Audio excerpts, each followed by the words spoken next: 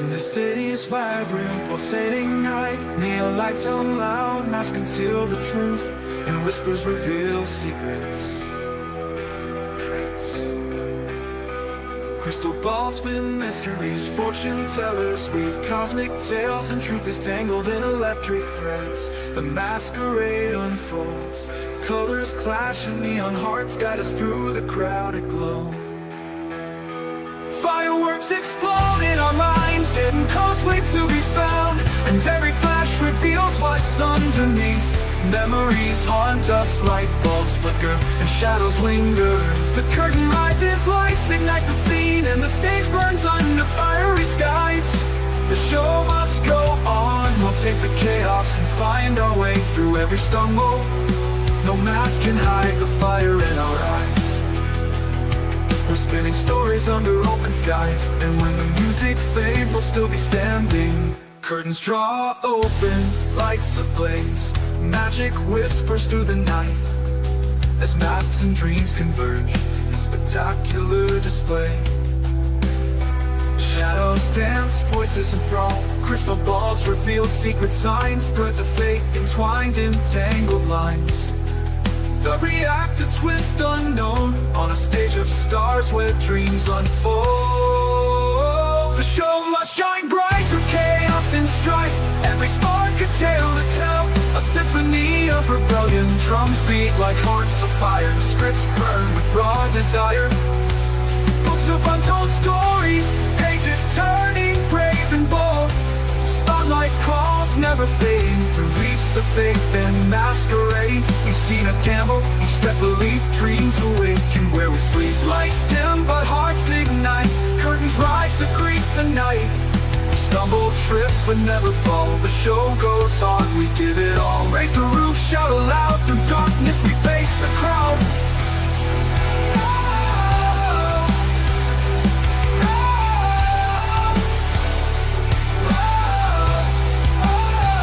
Broken strings, fading glow, the show must go on, we know. Sweat and tears behind the scenes, dreams collide. We paint the stage with every scar, each misstep makes us who we are. Script is torn, lines blurred, but every voice will still be heard.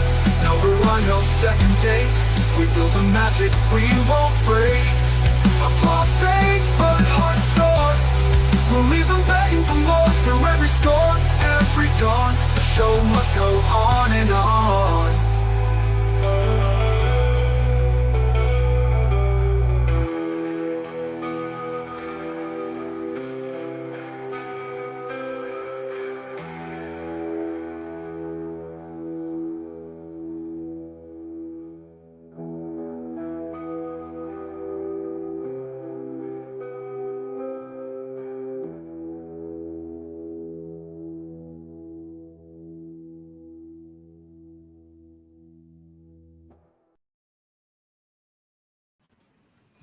All right. Let's get this in the right position.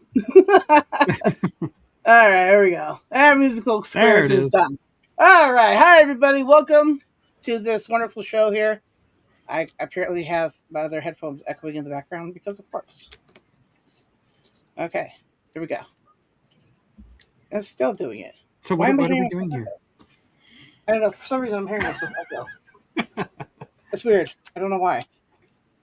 Well, we don't hear anything, so it's just you. No echoes, no whistles. Okay, because it's weird. No strange I have beeping noises. everything muted, but yeah, there was an echo.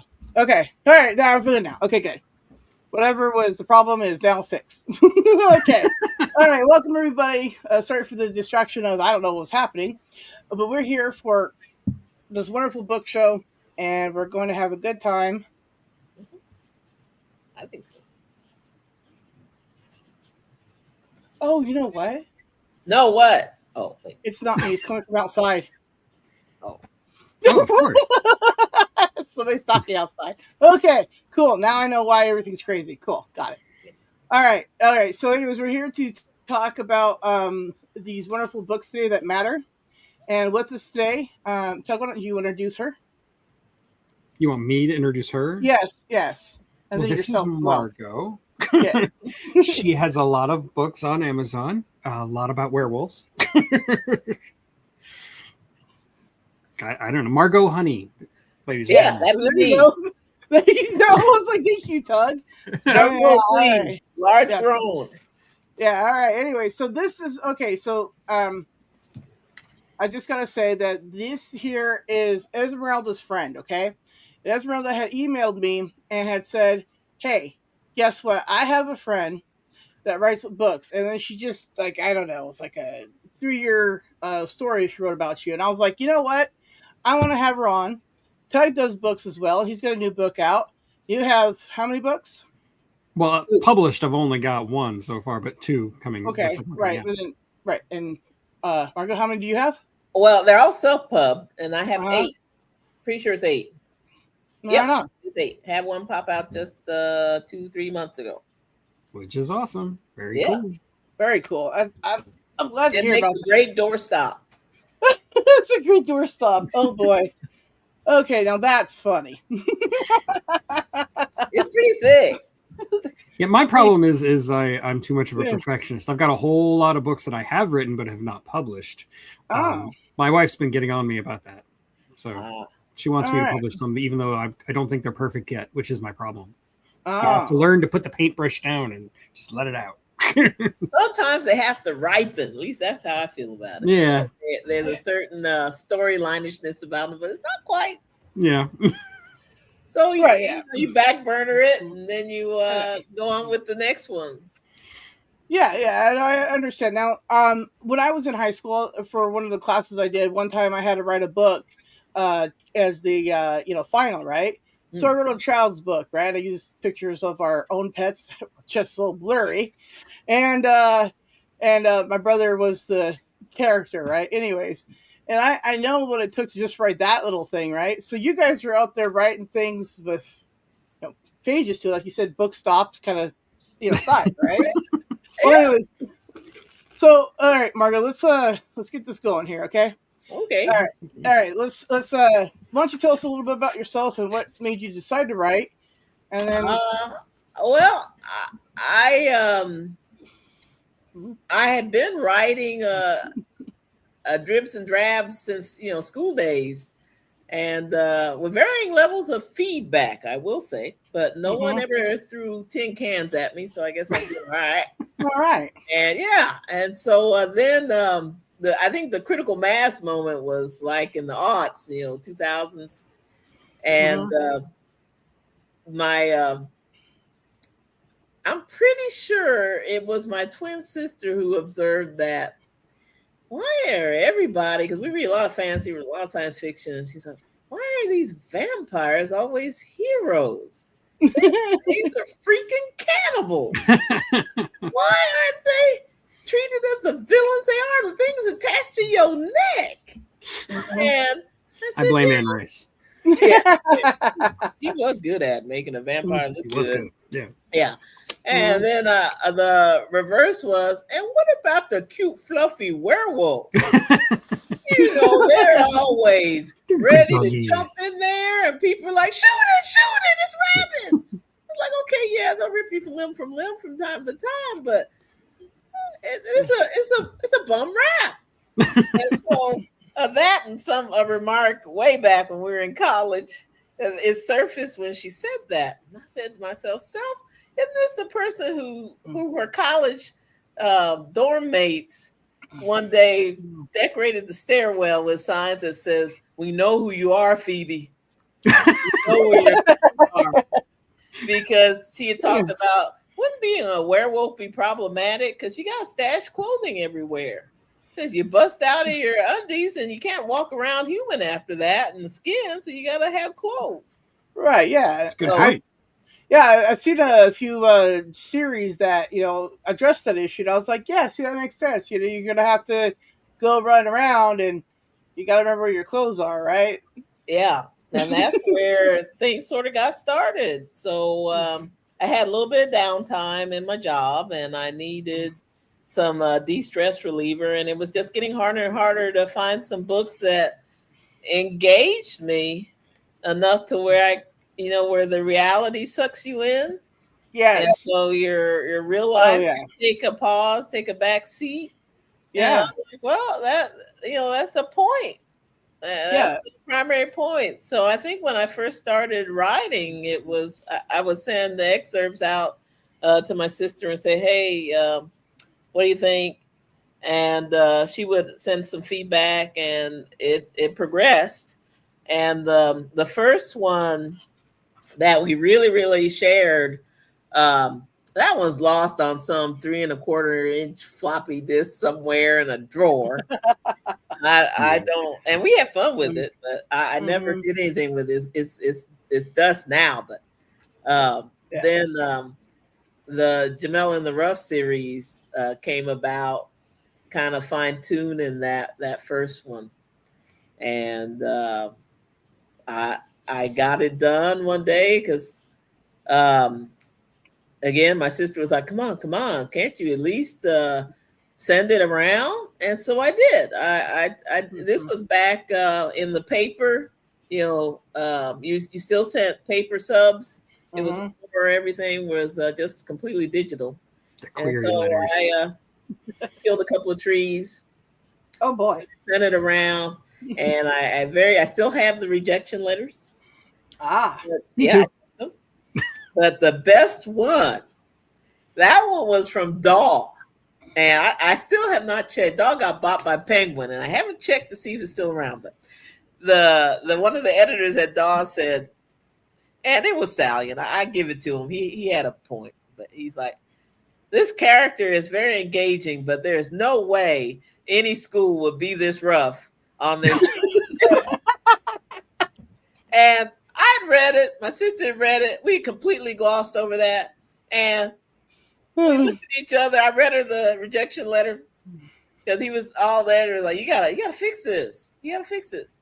Well, it's not so much a rejection letter. It's like it's more of a helpful letter there. Yeah, like I'll take criticism over just That's what, right. Sorry, you're not right for a second time letter. Because I don't mind getting told no, but if you tell me the thing I need to fix, I will work on that or not, depending on if I care. But that's helpful. That was nice of them. And so the only thing I had going that kind of, I didn't tone it down, like oatmealize it, but I said I took some things out. I said, this guy clearly did not grow up in Los Angeles. He didn't go to LA Unified School District. I don't know where he went to school, but this is possible. This could really happen. Okay, maybe with less blood, maybe. Yeah. So that's kind of where the ball got rolling. But once all the publishing houses, I think I did the round of almost all of them and collected all the rejection letters, and I tried a little bit with getting an agent, but it was a lot of hoo-ha. And I was on man, I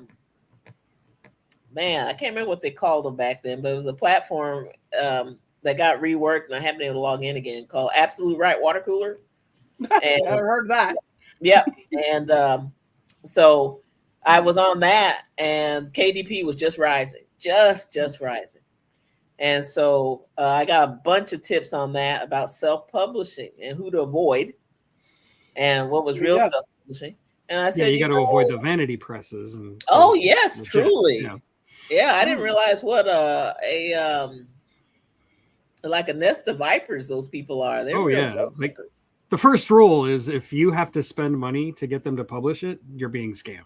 Yeah, exactly. That's a good rule of thumb. It's like when those people say, hey, if you send me some money, I'll send you all this other money. I'm like, listen, first off, I don't launder money, okay? And second off, no. I don't know what you're talking about. I've saved so many Nigerian princes. It was definitely the precursors to that. Hello, my friend. Can you help me with an inheritance as you publish your book and I do it for you? Like, so Absolute Right Water Cooler was a dream for avoiding this problem. So I said, let me just KDP it up because this is a hobby. I got a day job. I take care. I'm a small animal vet person. For the people watching, KDP stands for Kindle Direct Publishing. It's the easiest way to self-publish these days. Oh yeah. I know it's Amazon's publishing company basically. Yeah, and it is very easy. It's super user friendly. Yeah. Aside from having to turn everything into a PDF, which is annoying, but other than yeah. And I think when I did the first book, they were asking for an even different format before then. They wanted like a text something. Yeah. Like, wait, what happened to the text? I got it ready. Like the second or third book, I had it ready in the original format. We want a PDF. I'm like, wait, I haven't adjusted. Technology is moving faster than me. Yeah, I know, right? Yeah. I just recently dealt with that publishing my new book, because my old book I published back when KDP was Create Space. It was completely different. Oh, wow. It was a long time ago. Yes. Wow. Yeah, that is long. I remember that name. Yeah. The first book, I had tried the EPUB route with Smashword. Oh, yeah. I know they're still out there, but once I really hit with KDP, I said, okay, I don't have to do Smashword anymore. I'll just stick with that. And it was neat because I could do the whole book and actually have a physical copy in my hand. And I like that. And so, and I could, bomb people with, here, have a book. Yeah. Like, look at this fancy book by this person I don't know. Her name is Margot Honey. Would you like this? Oh, here, hold this for me. Yeah. Yeah. So that was I really I had a blast, and I even did a real quick, quick, I'm sorry. Real quick though, before I forget, you had a question like who was one of your favorite authors? Oh, you want to say who our favorite authors are? Well, there was a question from the chat, so I might as well get it going before they think. I think from childhood, Andre Norton, straight up. Yeah. Yeah, even though it's painful to listen to him now on audio, but reading them. Okay. Because the writing, the writing preferences have changed. Well, and that's true. Andre Norton. I think that woman been dead. It was a long time ago. I'm not sure she was alive when I first started reading her books. She might have been, probably. But yeah. So same with some of the. What about you, Tug? I would probably have to go with Dean Koontz, because I read about every Dean Koontz book in existence when I was a teenager, and I respect the hell out of Dean Koontz as a person and as a writer. And like, of the ones that I've met, though, I already name dropped Anne Rice. I think she was fantastic. Like when I met her, you got to meet her? I did. I met Anne Rice, and she was the nicest person in the world. She really liked my Depeche Mode T-shirt. So. Awesome. Cool. All right, cool. Yeah. Awesome. Anybody else have any questions? Put them in caps, and I'll star them, and we'll get to them. Okay? Sounds like a plan. All right. Sorry. And then also, all her links to her books and Tug's books are in the description, so you can go get them anytime you want. Okay? Including my brand new link to my new book, Caves of Solace, which is available for pre-order. All right. Whoa. There you go. Okay. So, all right. So continue then with what you were saying. Okay, but I can't remember what I was talking about. But yeah, so now the book was too gory. Oh right, yes, thank you, sir. You're welcome. So I toned it down and sent it, and I think somewhere maybe in the teens we had the Orlando Area Science Fiction Club. That's a thing. And Esme and her husband were going there. And at some point in there, I think I had the first physical copies of Jamel in the Rough. I'll show that again for everybody who needs to get a copy. Very inexpensive and available on Kindle. Yes. Tug can also show the pictures of the books. Not yours, Tug, hers. I'll get to mine later. Dang it, Tug. That one. There you go. Yeah, there it is. There. Yeah, that's the one. Okay. Yeah. So at some point, anyway, Esme was she read it and she gave me feedback. And a lot of people read and there's no feedback. Yeah, I know, it's frustrating. Yeah. And so the feedback was such food, such nourishment that I'm like, John, let me publish the next one in that series because the story goes on. And so it did. And it's just been that series is up to 5 now. And still there's the next. That's the third one, I think. That's the third one? Yeah, second one is sitting here somewhere. That's a four for sure. Oh my gosh. Yeah. Yeah, and you can really see how my cover artist, Deborah, she's the daughter of a friend of mine from college age. Yeah. And she's been doing the covers since Jamela in training. And she's a graphic designer, but she was studying and getting her degree there. And she's really moved forward in her artistry, because you look at the progression and find this one and really see the last one, how her designs have really, she's really. That is really good. I like the spiraling. She's got a reference in the cover if you guys ever need a cool cover artist. Can't tell you what the rates are though, but kind of do. I'm sure she's got a all right. Well, good thing we're in a chat on Facebook, so you guys can get that taken care of. Yes, you can. So it's been a good. Thank you. It's been a good story, and it's one I really enjoy. I feel like it's a good progression. Well, yeah, I mean, when you write a series like that, like you feel like you're getting better with each one, and so like the story, the way it progresses, yeah.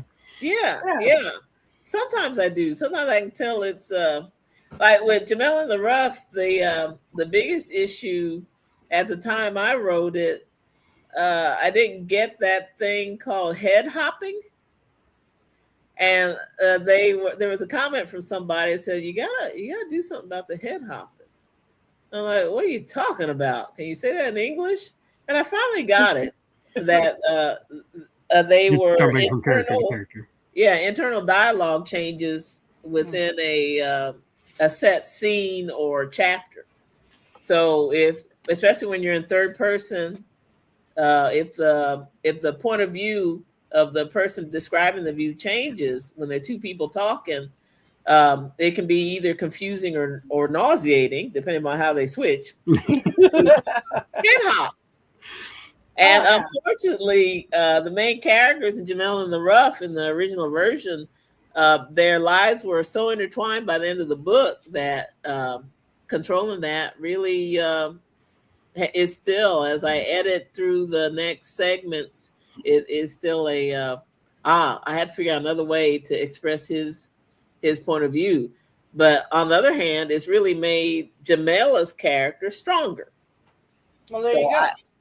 It's a win-win, only small lose-lose. So, no, but the head hopping thing, that's something I've struggled with many, many times in my writing days. So it's a chore. It made me switch to, for the other series, made me switch to first person. Well, when I did creative writing in high school, right, I tried to do as little characters as possible because I didn't like it when you had to switch from character to character all the time. I was like, no, I'm going to have one main character, the rest are side characters at best. Oh, and I got A's. But it bore fruit. Yeah, I was just like, man, I just some of those books, you're right. It's just like, I don't even know what's happening. Who's talking now? What? And then sometimes the teacher's like, we're going to be creative. We're all going to take, you're that person. You're that person. I'm like, well, how can you tell my turn? Yeah, I don't even know when my, Sarah, go. It's your turn. Oh, okay. Yeah, it's not Shakespeare where it says so-and-so's name and colon. Oh, I read it. Yeah. Right. Yeah. Exactly. Okay. No, I get it. Yeah.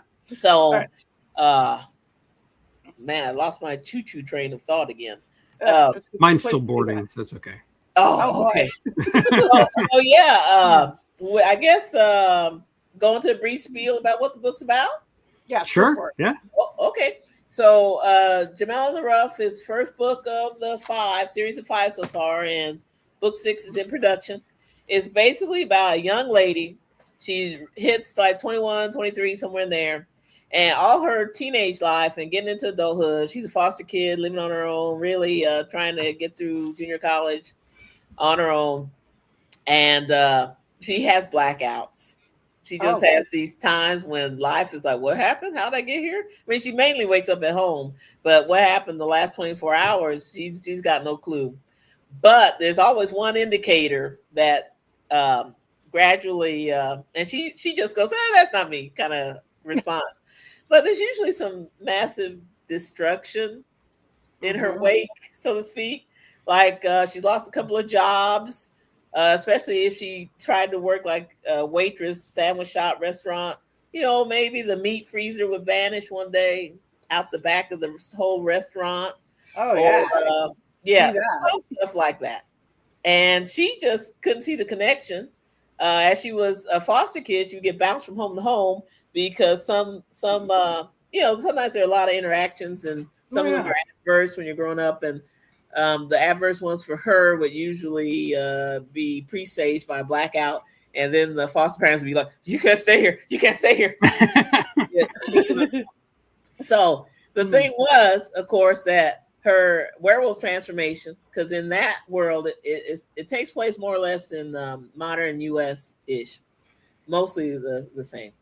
And that in her world, the werewolves, or they call themselves weres, the werewolves are not infected. They're a genetic variation that is not really pin-downable because of the magic involved. But they do know in their society, they have an entire occult society, well hidden. They have their own magics. They have their own mantra and focus on life. And basically, they exist to very quietly hunt prey. And they're quiet about it because they're generated by people, by regular humans. Their kid hits 11, 12, and if they aren't in the know, their kid starts having behavioral problems. I mean, with increasing violence. Of course. Yeah, and then they get bounced from foster home to foster home. Yeah, or locked up or something. Well, and the Were Society, their focus in all throughout the world is find them first, trace all the family lines first, and if they're just look for any kid with trouble from elementary school forward, track them. So they really work in social services a lot. It's good. It's practical. Yeah. So somehow Jamila slips through because she's bouncing. So she slips through their network, and they don't realize she's who she is until she's like in her 20s. And in their world, if you can make it that old, you are a rogue. You are a monster. You are not a salvageable creature. There is you are a man eater. You will just, and because they don't eat people. People are not prey. People are themselves. Their parents, their siblings, friends, not food. Yeah. And yet, if they grow up untrained, they're killers. And so, she doesn't have the right hallmarks for there's a class of werewolves that hunt rogue werewolves. And so she gets one on her tail. She doesn't realize his name is Warren. And Warren can't figure her out because he's really good at spotting rogues. That's his thing. He's got occult anger issues. He takes them out on rogues. And so he rogue. Yeah, he in some ways the underlying themes. I'm totally spoiling this for people reading the series, so never mind. I won't say it. So anyway, he finds Jamila, and he's like, "Child, how come you haven't killed anyone? How have you managed not to kill anyone?" And she's like, he can't outright say it. He thinks she must know she's a werewolf, but she does not because it's a blackout for her. She just loses time. And so he says, okay, well, I'm not going to just kill her because she doesn't know there's something weird. So we'll take her in like we would any, teenager. Right. Yeah, that's going on a bender because the werewolf was breaking out slowly because it's not a light switch. It's first I'm having mood problems. Then my eyes start glowing yellow. And now, what's this? I got to pluck these, No, you're growing a beard and a mane. Full, and then So, but the young kids, they look kind of puppyish, short muzzle, whole thing. They're that's cute. That's clever. I like that. They're fuzzy. They're fuzzy. So he manages. It takes a couple of destructive passes, but Warren finally manages to knock Jamila out with enough ketamine of his choice, and he gets her in to the school. But the training school is made for kids. They have probably the youngest kids start when they're like 11, 12. They have a sort of kindergarten for some precocious family kids, but mostly it's the teenagers on forward. And she's 22, I think, or 23. And so go back to college or just imagine working and suddenly get stuck in summer camp with elementary school kids. And you're like, I'm not they're a counselor. I'm sitting here, sitting at the little table, trying to not put my foot in my mouth in my tray because the table's so short, and all these kids are better at being a werewolf than I am. Right. So she goes through that, and worse, because she won't accept that she's a werewolf. She just thinks that she's been kidnapped by loonies, and her first mentor is not Warren. He just brings him in and goes back to his day job. And I see that. But her first mentor has a thing, and she's not a great mentor. She's not a great teacher, and she just likes to rule out viability and put them down. And because Jamila is who she is hard to pin down. And over the course of the first couple of chapters, Jamila accepts that she's a werewolf. She can't transform because she's restricted from transformation with some magics. And the magics are left in place way too long. So she is, her mentor, Westfall, is trying to steer her into a position where she can be executed, euthanized. And then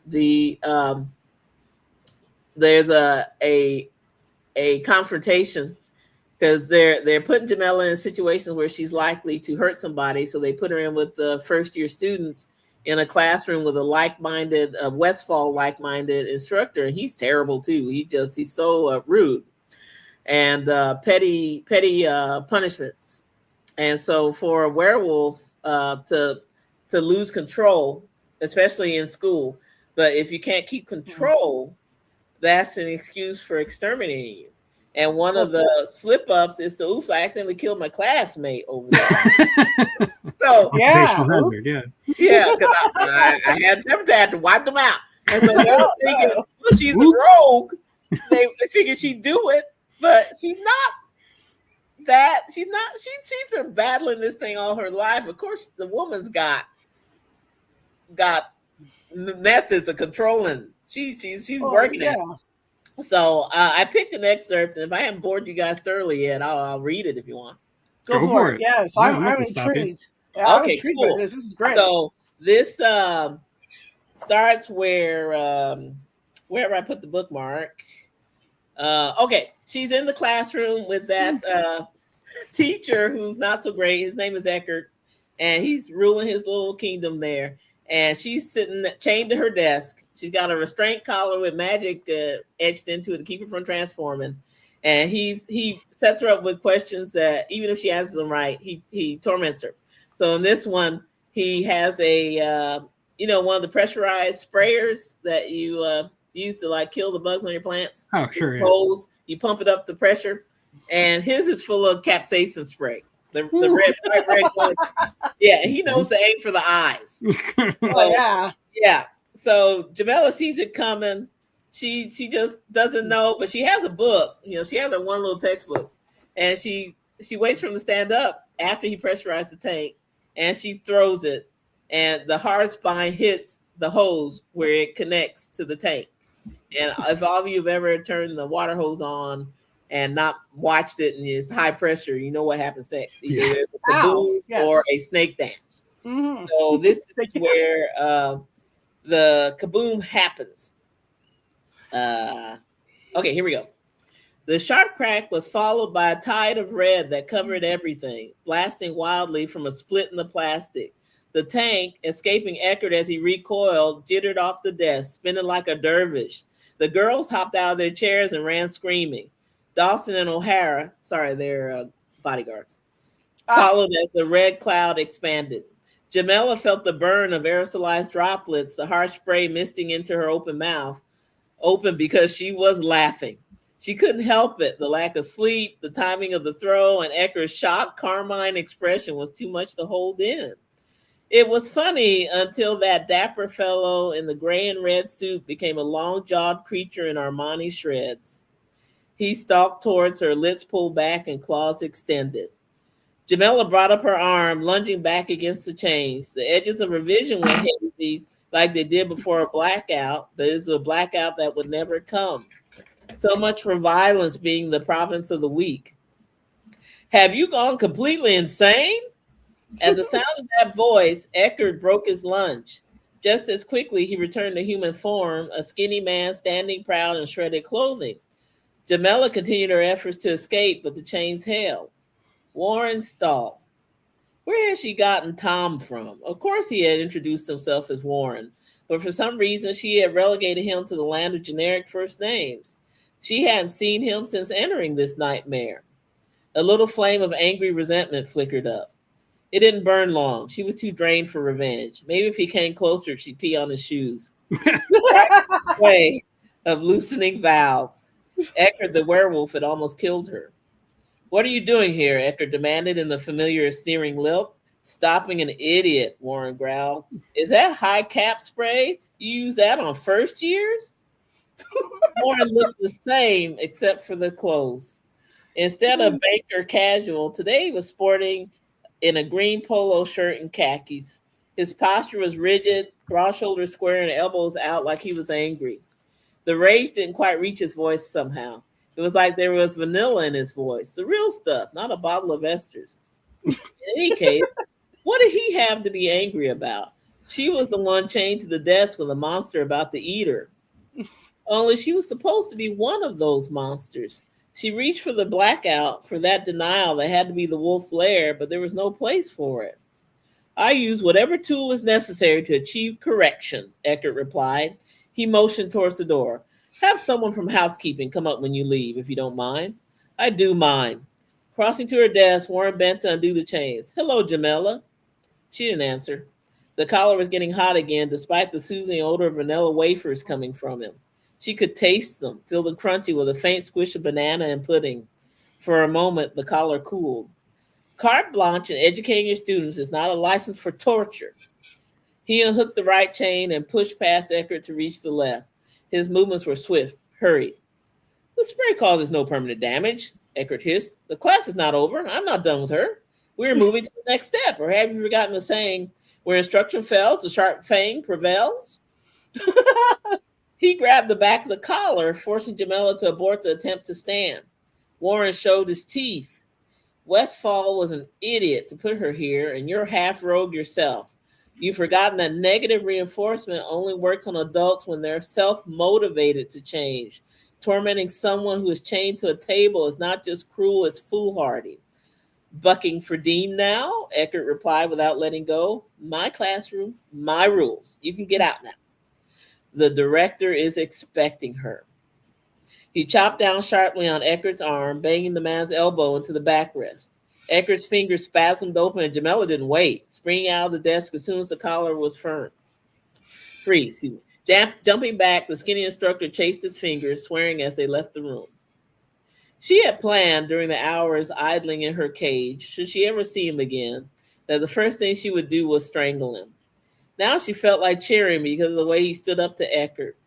There was justice in the way he banged his funny bone. Banging both elbows would not have bothered her either. Dropping back to the end of the chain, she wondered when she had become so vindictive. She had experienced a number of hard knocks in the past and learned to take it with a dose of equanimity. Situations reversed so quickly in her life that laughing at the misfortunes of her enemies had invariably come back to poke her in the eye. Since coming here, she had begun to plot how she would pay people back, the first on the list being the guy in front of her. She wasn't sure she liked this new Jamela. Just to be sure, she snagged a book someone had left on a windowsill and pitched it at the back of his head. He was the reason she was in this mess. He needed to know she had not forgotten. He seemed to sway sideways, moving just enough for the book to miss him. Even with the pages flapping open, he didn't get so much as a paper cut, and his back was to her. To make matters worse, he caught the book as it flew past and set it in another window. I can completely understand your anger, he said without turning, but we really don't have time. Instead of leading her back to her cell, which normally involved long wood panel corridors, 3 turns, and 2 flights of stairs, he told her towards the door that led to the outside.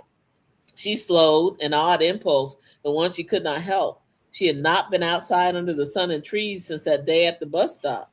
Where are we going? Back to your cell, he answered, letting the chain slacken. It's shorter if we cut across the quad. This way. He bumped his hip into the horizontal bar, opening the door but not stepping out. It's okay, he reassured in a coaxing voice. It seemed the vanilla was in his voice. The feeling of being soothed was certainly stronger when he opened his mouth. Weird. What was weirder was he actually answered. No one ever told her anything around here, except for Barnett when she was in a hurry and the pimply-faced kid in the dining room. A premonition told her she wouldn't be seeing those kids again. Have you been outside? He began, then hesitated, eyes perceptive to her expression. She didn't hide her interest in the day, in the tender blue sky, and that dusting of the gold on the pine needles. The air was dry, but a delicate wet to the grass said the dew was just passing. Recently?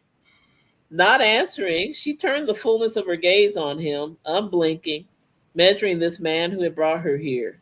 No wrinkles showed, no worry lines or twitches of guilt for the life he led. He was a head taller than she was. She'd forgotten that and how blue his eyes were. Like the sky, they accepted the sun of her regard as unending as summer. What had made him creepy besides his presence? Not the eyes, but something in his manner. He turned to lead her on, the chains in his hand.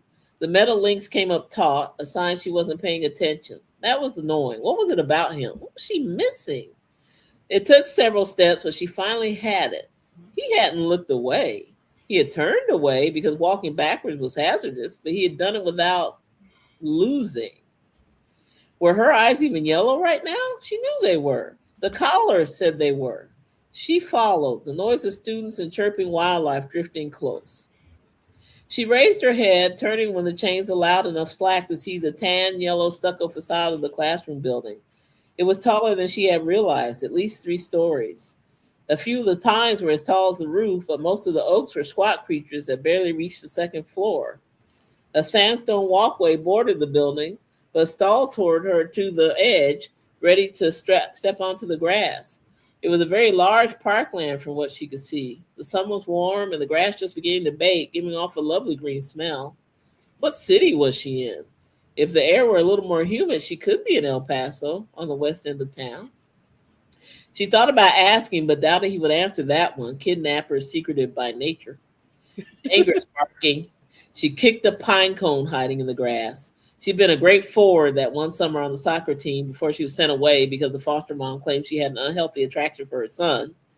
It was son who'd had the unhealthy attraction, unable to keep his hands out of his pants.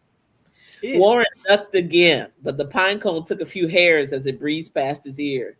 He turned with a small bow and did not yank the chains as the guards would have. Good shot. His eyes flashed from blue to brilliant green, but please don't do that again. His step was rapid across the quiet grass. I can understand your resentment. Some of it may be justified. You've had the collar too long, and Westfall. I thought she was better than this. I know you are better than this, Jamela, despite that thug Eckert. He didn't pause for reply, and she didn't give him one.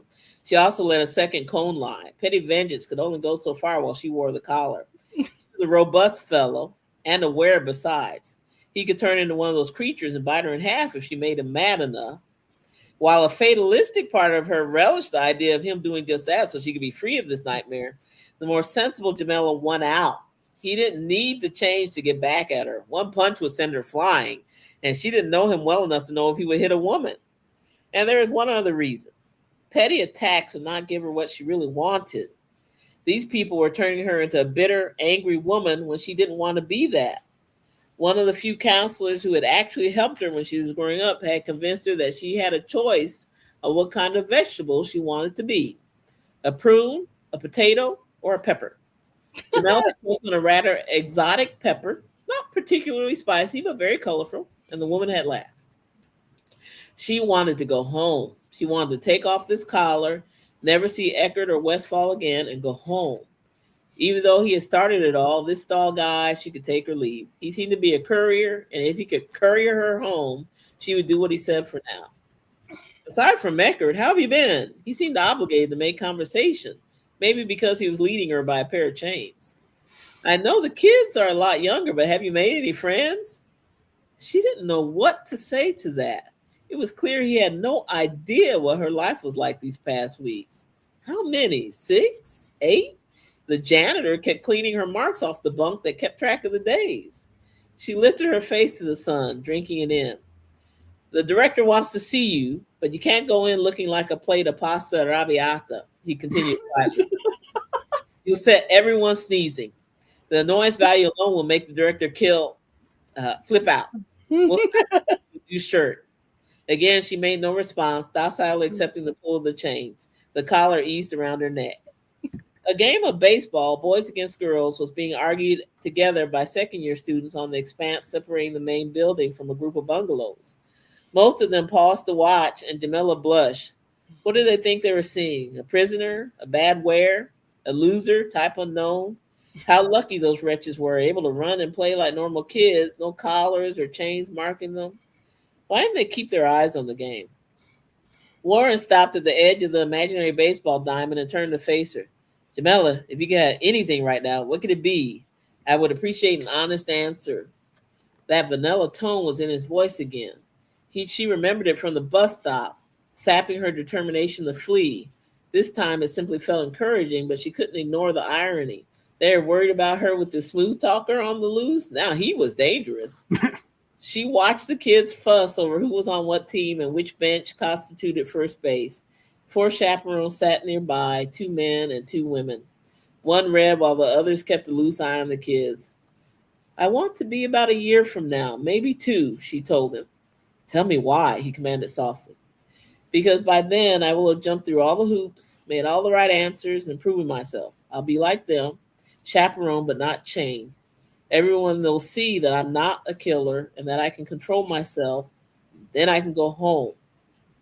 He didn't say anything at first, his eyes roving over her. She had to be a sight, dyed red from the hips up with her collar glowing around her neck like a sparkler. She probably looked like a Christmas ornament. No one could stare. The most ludicrous thing he'd eyeballed all week. 2 years is a bit optimistic, he said finally, but it's a good answer. I was worried you'd ask for, well, something less constructive. Like Eckert's head on a silver platter? She raised an eyebrow, then wished she hadn't as the pepper spray found another avenue into her eyes. Something like that, yes. You've had the wrong instructor, but I'll do what I can to change that. This meeting is very important, Jamila, and it's better if you go and relax. I know you can't be happy, but it won't work if you're angry. I can't explain everything now. If you keep it together, I promise I'll do what I can to help you reach your goal. Still speaking vanilla. How did he do that? She swung a step behind him, keeping the chain slack. This meeting sounded important. She had never met the director, but she was fairly certain she had enough manners to say hello. This is a parenthetical remark, not written right here. The director is a demon. Hopefully, well, he is a werewolf, but he is best described as evil. Hopefully, this meeting meant she would lose the collar. Besides chafing, it made people stare. Of course, they might stare because she wasn't a kid, but the collar really put them off. She wondered if it was even necessary. She had self-control. All her life it had been important to not show weakness, to be polite, to ignore the slights and dismissals. Being a foster kid wasn't easy, and she had never had a set of foster parents all to herself. She was always an addition that made the other kids wary or jealous. Well, not every time, she had to admit. There were a few bright moments, but generally, life had taught her that the only control she had was over her mind. Control over her body was only secondary. So it was enraging that these people thought she couldn't control herself.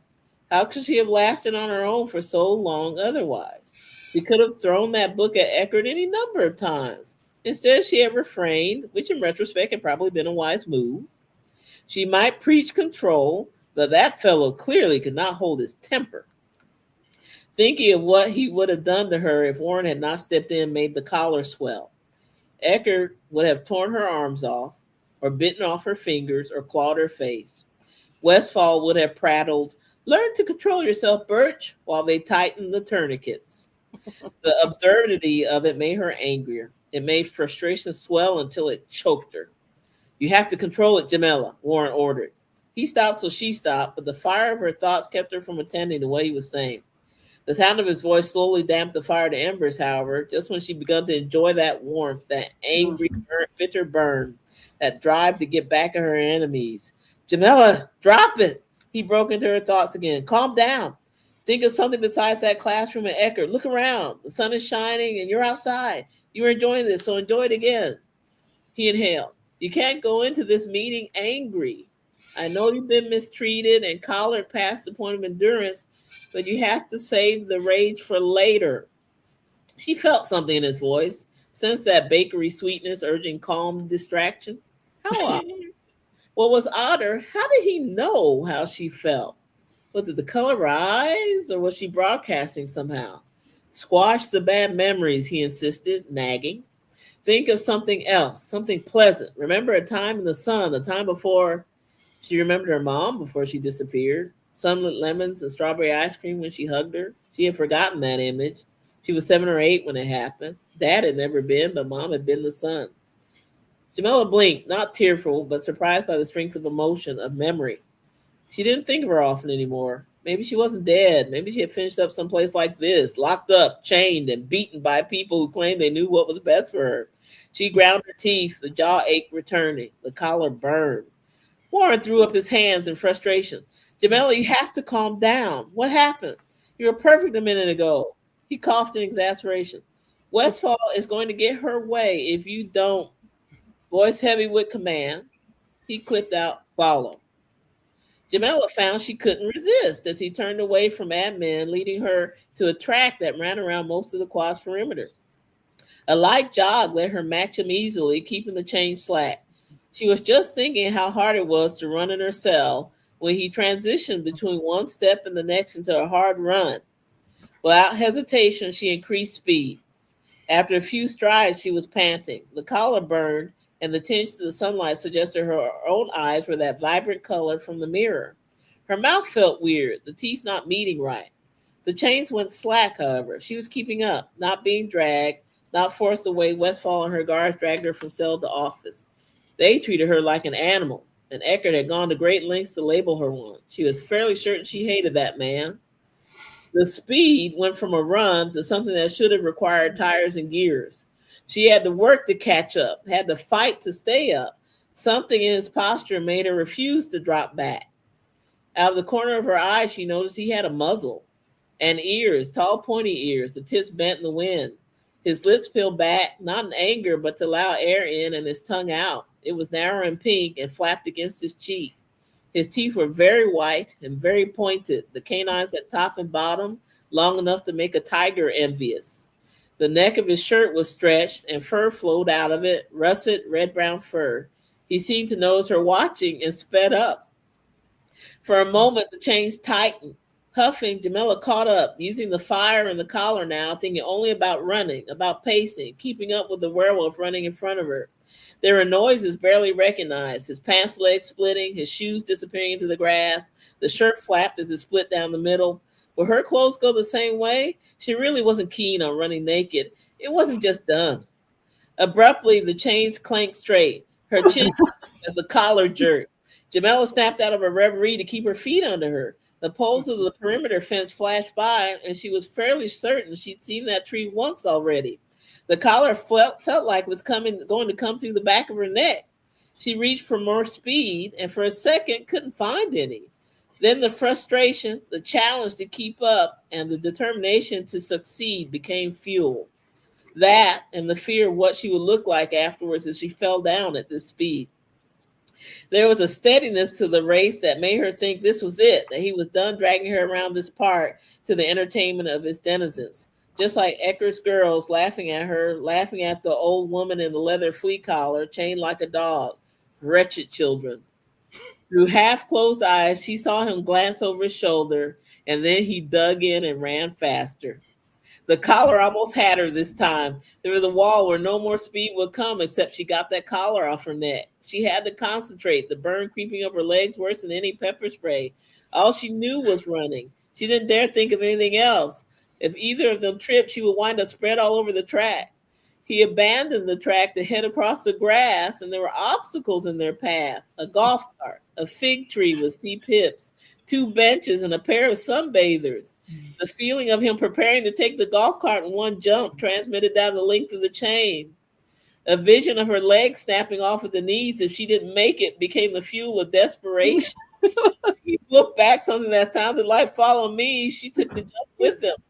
They landed running. Warren snorted in disbelief when the chains relaxed. His ears told him she kept pace, but he hazarded a glance back. Her fiery eyes were narrowed to slits. She was growing fangs despite the blazing collar, her legs pumping and feet flashing just as fast as his. Her ears were still human, but he hadn't thought it possible for anyone to go to first form while wearing a restraint collar. The chain was slack, so he lunged into it. This run had to work, even if it meant carrying her afterwards to the director's office. She could not present there filled with rage and resentment, no matter how the collar chafed and Eckert sprays burned. He didn't even want to think what Westfall might have done to her.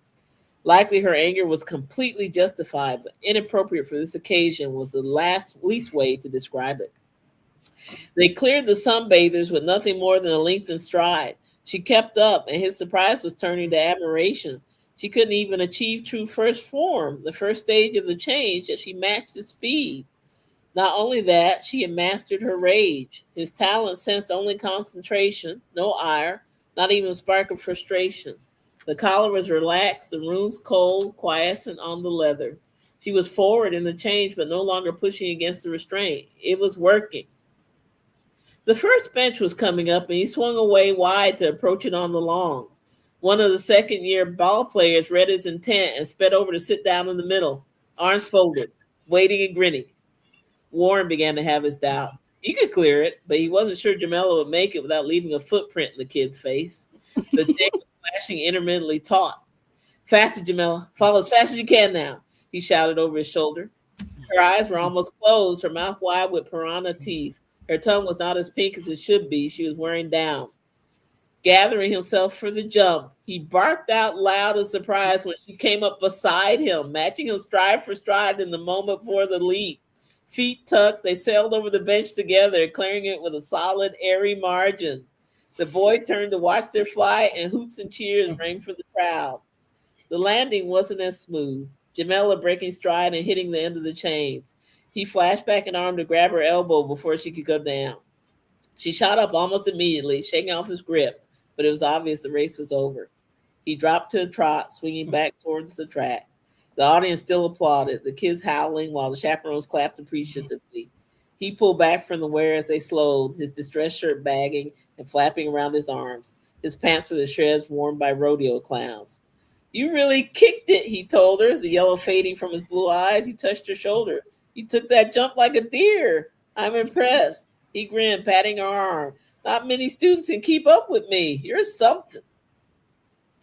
I like that. Long. Well, yeah, but as somebody who maced themselves, I did that. Anyways, sorry.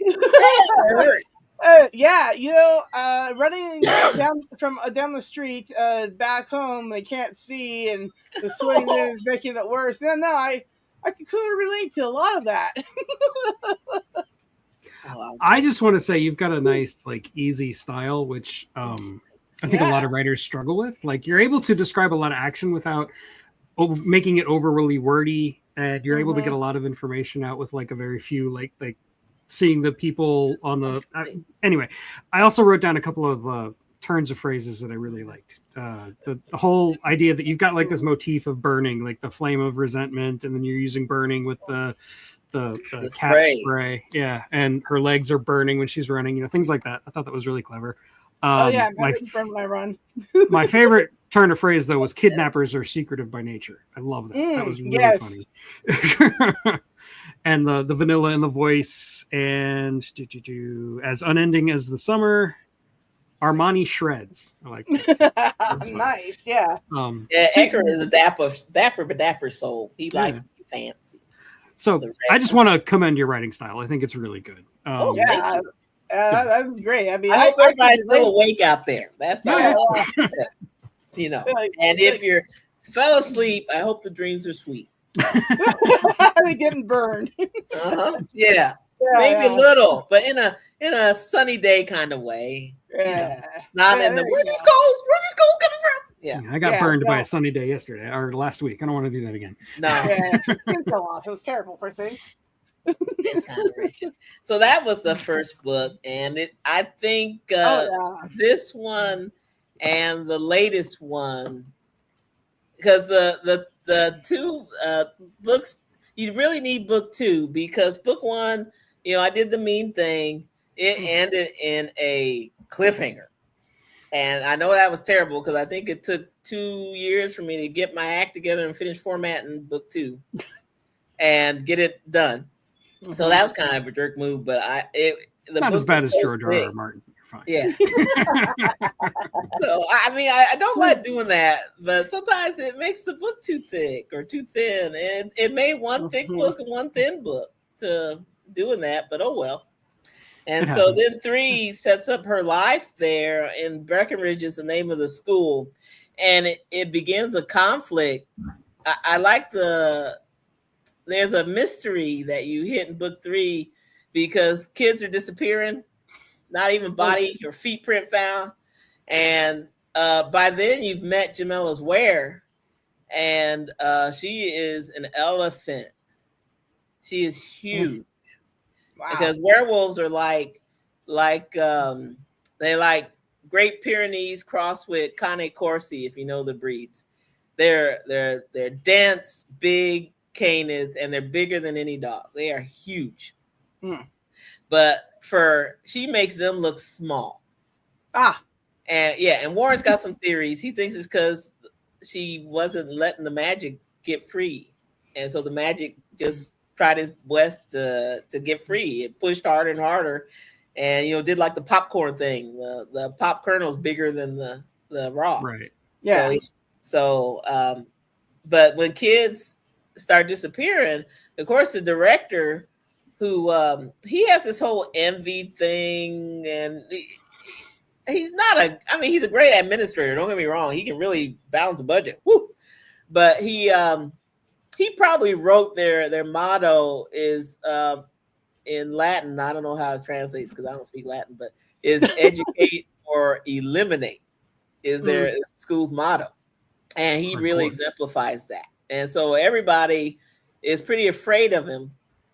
And the problem is he's a very, very strong Ware. He is very powerful.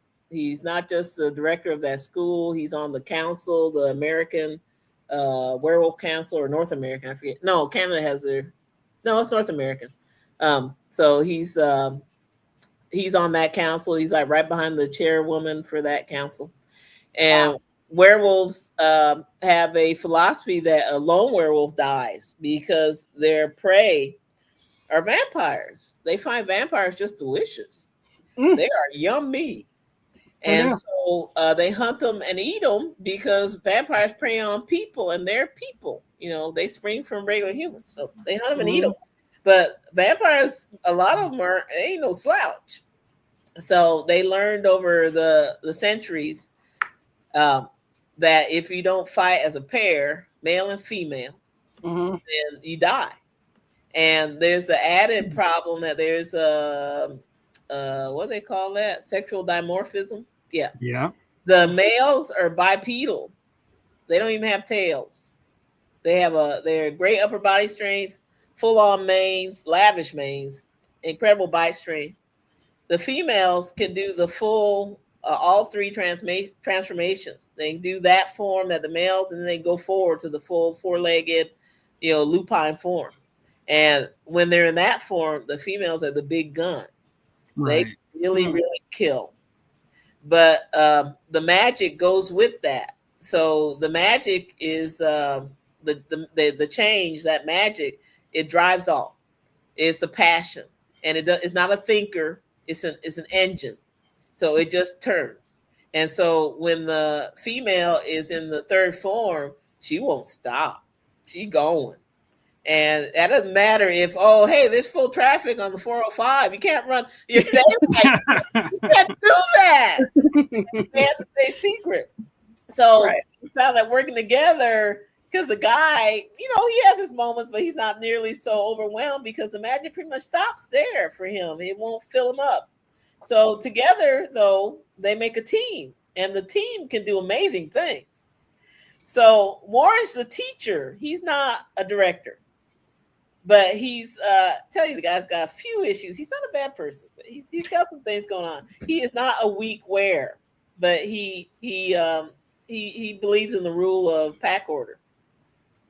And so he doesn't challenge. He doesn't get in the way of the director's machinations, and the man's got a lot. But the director does not have a partner. There isn't a female that can stand beside him because he's a very powerful wearer. And then Jamila comes along. And the real problem is she's like, nah, I like Warren better. Her wearer. Jamila can take him or leave him. She's like, dude, you kidnapped me. But her werewolf is like, hey, he great guy. He tastes terrible, but he smells good. Like pastries. Let's hang with him. No, I don't like the director. So because of that, the envy and the conflict, and then the kids start disappearing, it really builds into book 3, that conflict. And then book 4, they solve some mysteries in where the kids were going. They sort of do it in book 3, but it becomes clear that yes, they caught part of the problem, but they're still, book 4 shows they're missing somebody. And book 4 explains why Warren is persuasive. It talks about talents and the way the magic, the change overflows into extra abilities that are a bit magical and help them stay hidden from the regular humans. And then in book 5, Jamila is much more established by then, and she and Warren are an established pair. As a hunting pair, they are is locked in, but that doesn't mean that everybody has to accept that, because they don't. And wares go to power. If you're a powerful wearer, you're gonna that was powerful too, and that of course drives conflict that makes book 5 a pleasant little soap opera. And then they get snowed in. It's a snow camp. And so they're trapped in the soap opera for a little bit. So it's book 5, I think, is my second favorite because of it's that one moment in time there at that camp. There are plenty of vampires to go around, way too many, in fact. People are dying, and they're not supposed to let that happen because vampires are secret too.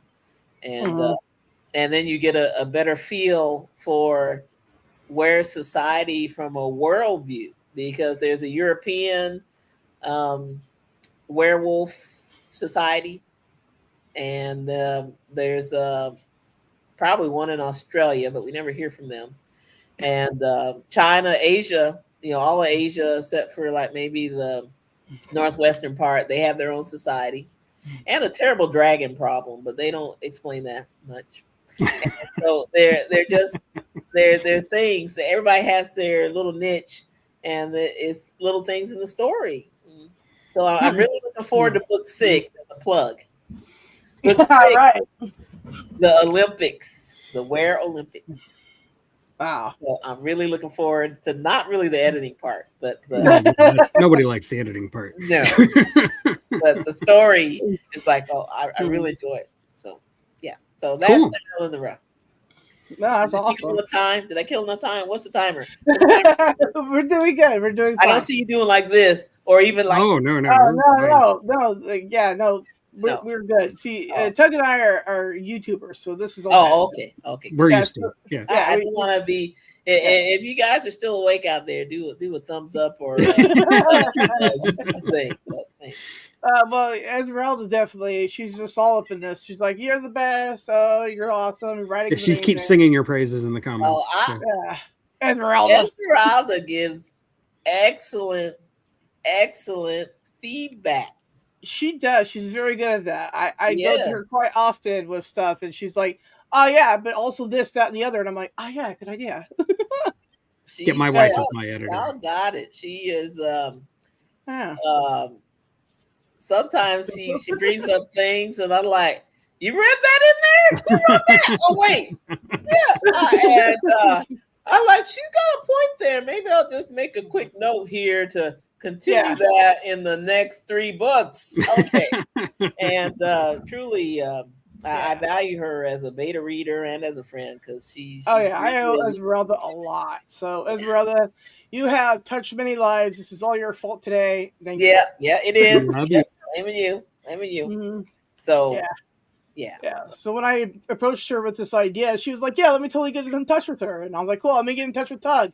Tug's like, "Yeah," and you're like, "Yeah," and I'm like, "Perfect." I was excited because not just because I was blather on, which I do, but also because it's like you said, "Oh, well, Tug will go over his books." I'm like, "Oh, cool," because I can find something. I need something to read. Yeah, so there you go. And it turns out you're in Orlando, and that's where I grew up. So there you go. You got family in LA. I'm hoping they're signed in. I couldn't check my phone because it's too distracting, but I'm hoping they're in. If you guys are in, do a like or something. Yeah. My mom has a tendency to lurk in a lot of my shows, so maybe she's in there. There you go. She doesn't tune in on Thursday nights. It's okay, Sarah. I know probably 2 of them are at Disneyland doing something where they don't have access, but that happens a lot. Now, I'm good with that. I'm not envious at all. I got Disney World, yeah, I'm not envious. Okay, so then the other series is this one. It's Night Skin, and it's a whole other. It's far, far, far future. It sort of springs from Earth in the sense that it's Earth descendants of the planets, of the galaxies. They have warp speed. They travel. The humans have disseminated so far out into the future that Earth is forgotten. It's practically that far. And most of the forgetting is, of course, due to strife, due to conflict. And in Night Skin, it is a story about a young girl who lives on a planet who Pam is still awake. That's my older sister. I hope I didn't just dox you, Pam. Sorry, girl. So she has a defect. I guess you call it a defect. That the humans on her planet, they call it Turth. They're all bioengineered because it's not Earth, and the planet was somewhat terraformed. But the people who landed there, they were a group of scientists that got hounded out because they were Frankensteins. They were mad scientists, and they have been chased from world to world, and finally went to the very edge of known space at that time and founded Turth as their last bastion. But they were still the same people because they were long lived, and so of course they didn't change. And what they did was they pirated for a while. They kidnapped people in the regular space lanes for test subjects, and the people who had brought them, they were stuck there because they were pirates now. So they abandoned ship, made their home, and made some agreements with the people. They're called the Shen now, where Shen is a bastardization of scientist. And see that, and so because really far forward, like probably 10,000, 20,000 years with losses in history. So they had made a deal that we'll never be your test subjects because we were the spaceship engineers and the creators who brought you here because you guys couldn't do it. You didn't have a ship. You didn't have nothing. So they did that. And then what happened was, of course, the Shen were liars. And they ended up experimenting on the kidnapped inner circle that ultimately, and this is a little bit of spoiling, but they become one of the sets of people that survive in that far future. And by that time, the Shen have all been killed. There was an uprising, and now the only people left on Turth are the people that survived this. And so it meant that they were in 3 groups. They are fur people, and those are people who can transform. They have 2 skins. They have a day skin and a night skin. Oh. And you don't have it. You can transform at any time. That's just their phrase. You don't need to be bound by the sunlight. But their world is so dangerous and hazardous that you really need a night skin to survive it. They a lot of the tech, because the Shen were high tech, so they all went anti-tech and at the time of the uprising. So everything's still sword, and they don't have guns. One of the societies, one of the nations even has a anti-tech suppression. They suppress technology. So advancement, everything is they use animals to pull carts. They're in that league.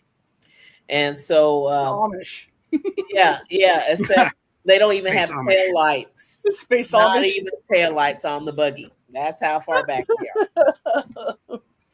So you need that night skin. So they sort of worked out that the flesh people, who are just what you see, regular, humanoids, they work out a way to live together because they're not related. I mean, flesh give birth to flesh, and fur people, the furmen give birth to furmen.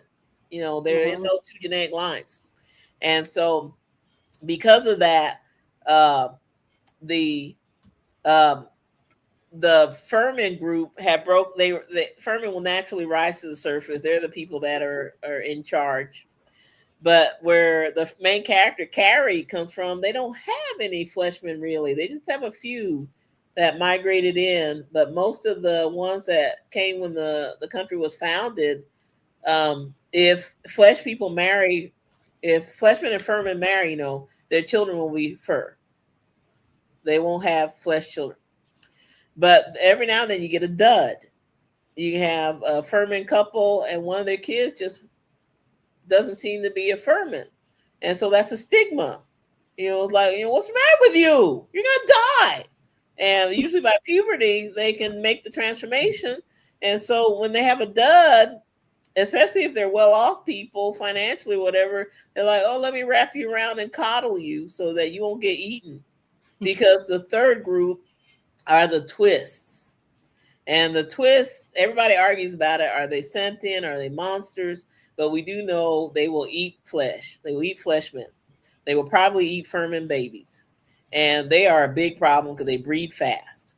So they're the leftovers from the Shen's failed experiments. And the Shen were kind of nutty. So they were like, ooh, let's stick this in the zoo.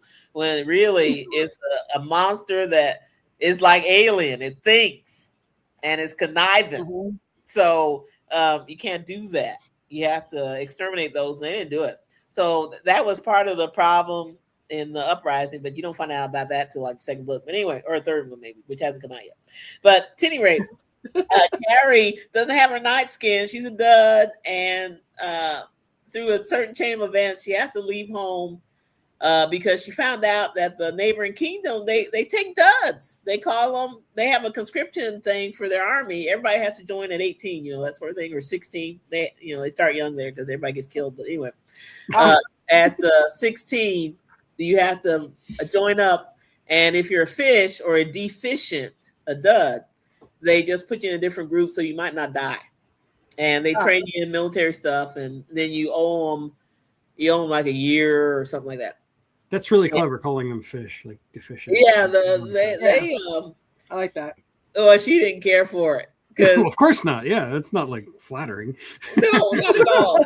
Because when you're in the army, they give you a code name because they try and dilute out some of the conflicts between troops by saying we're all from one place. So you don't use your name, you don't say where you're from.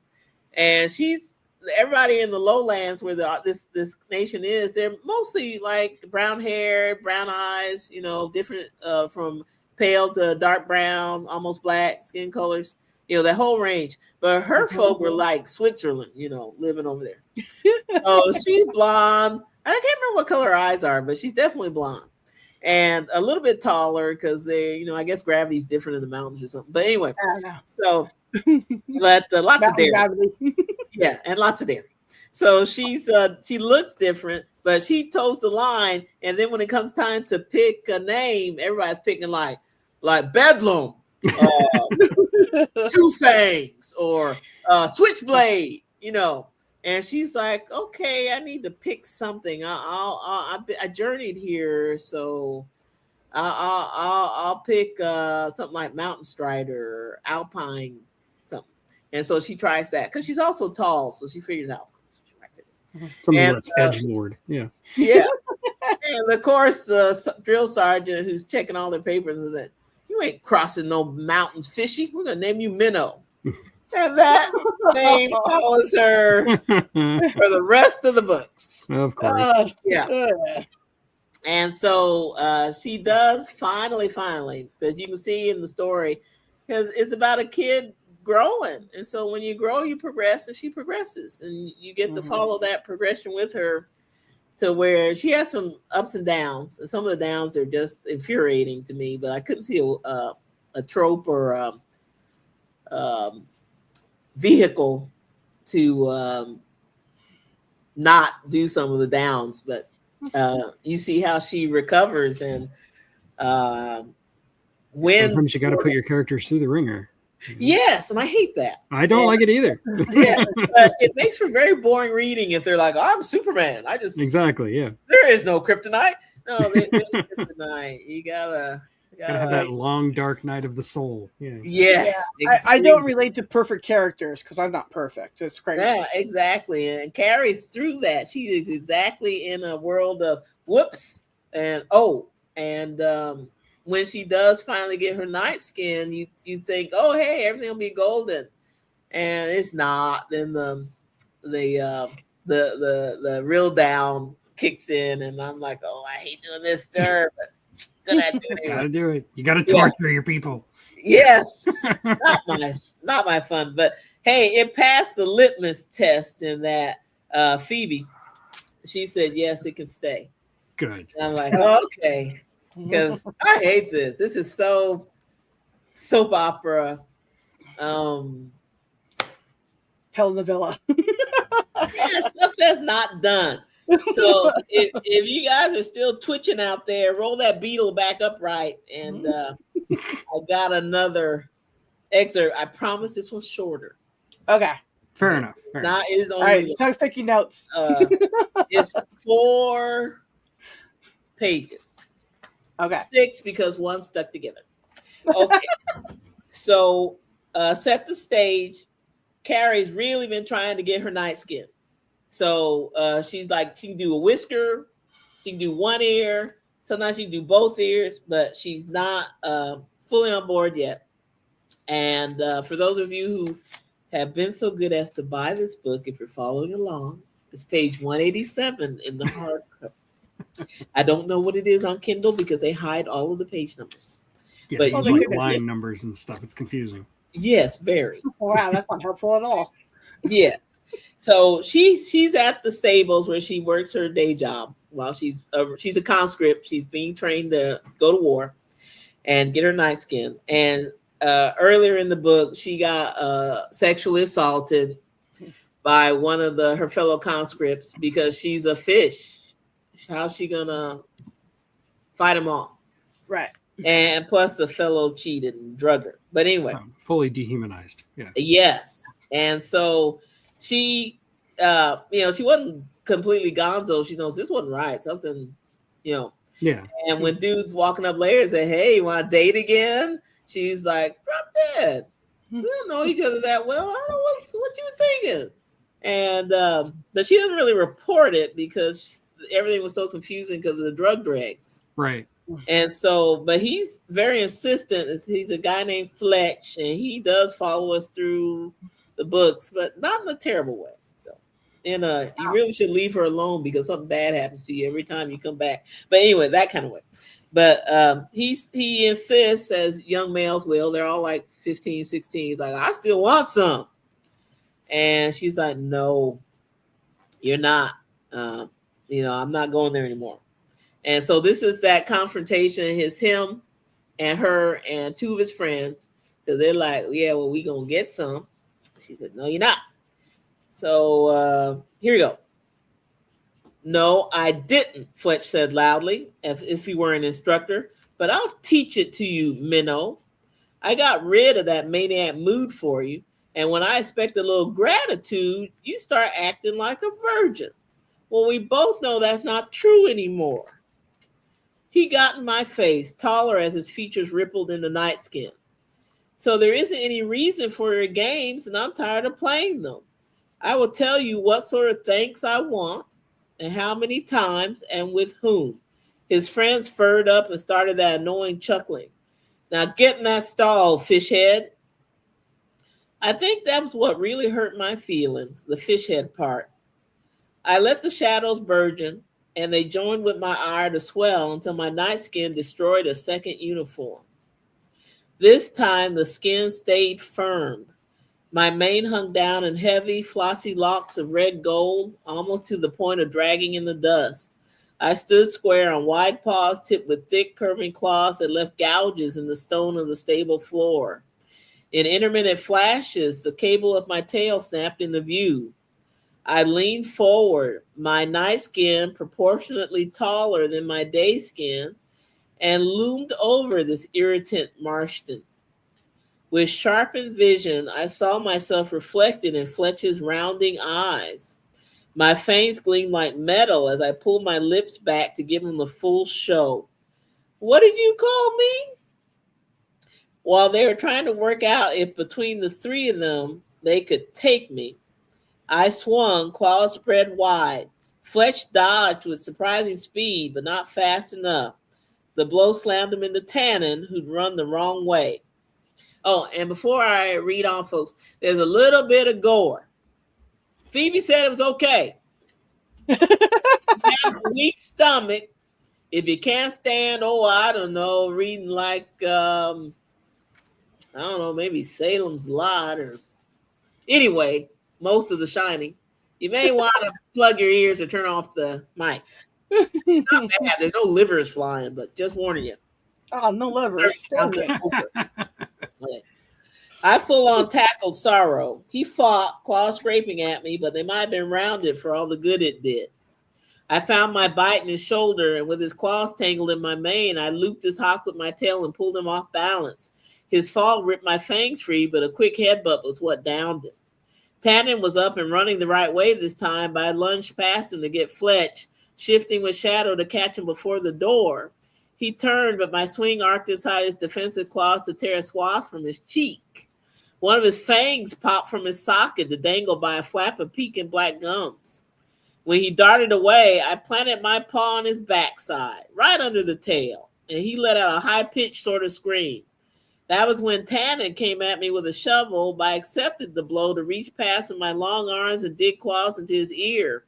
His howl made the coursers in their stalls whistle and rattle their crests.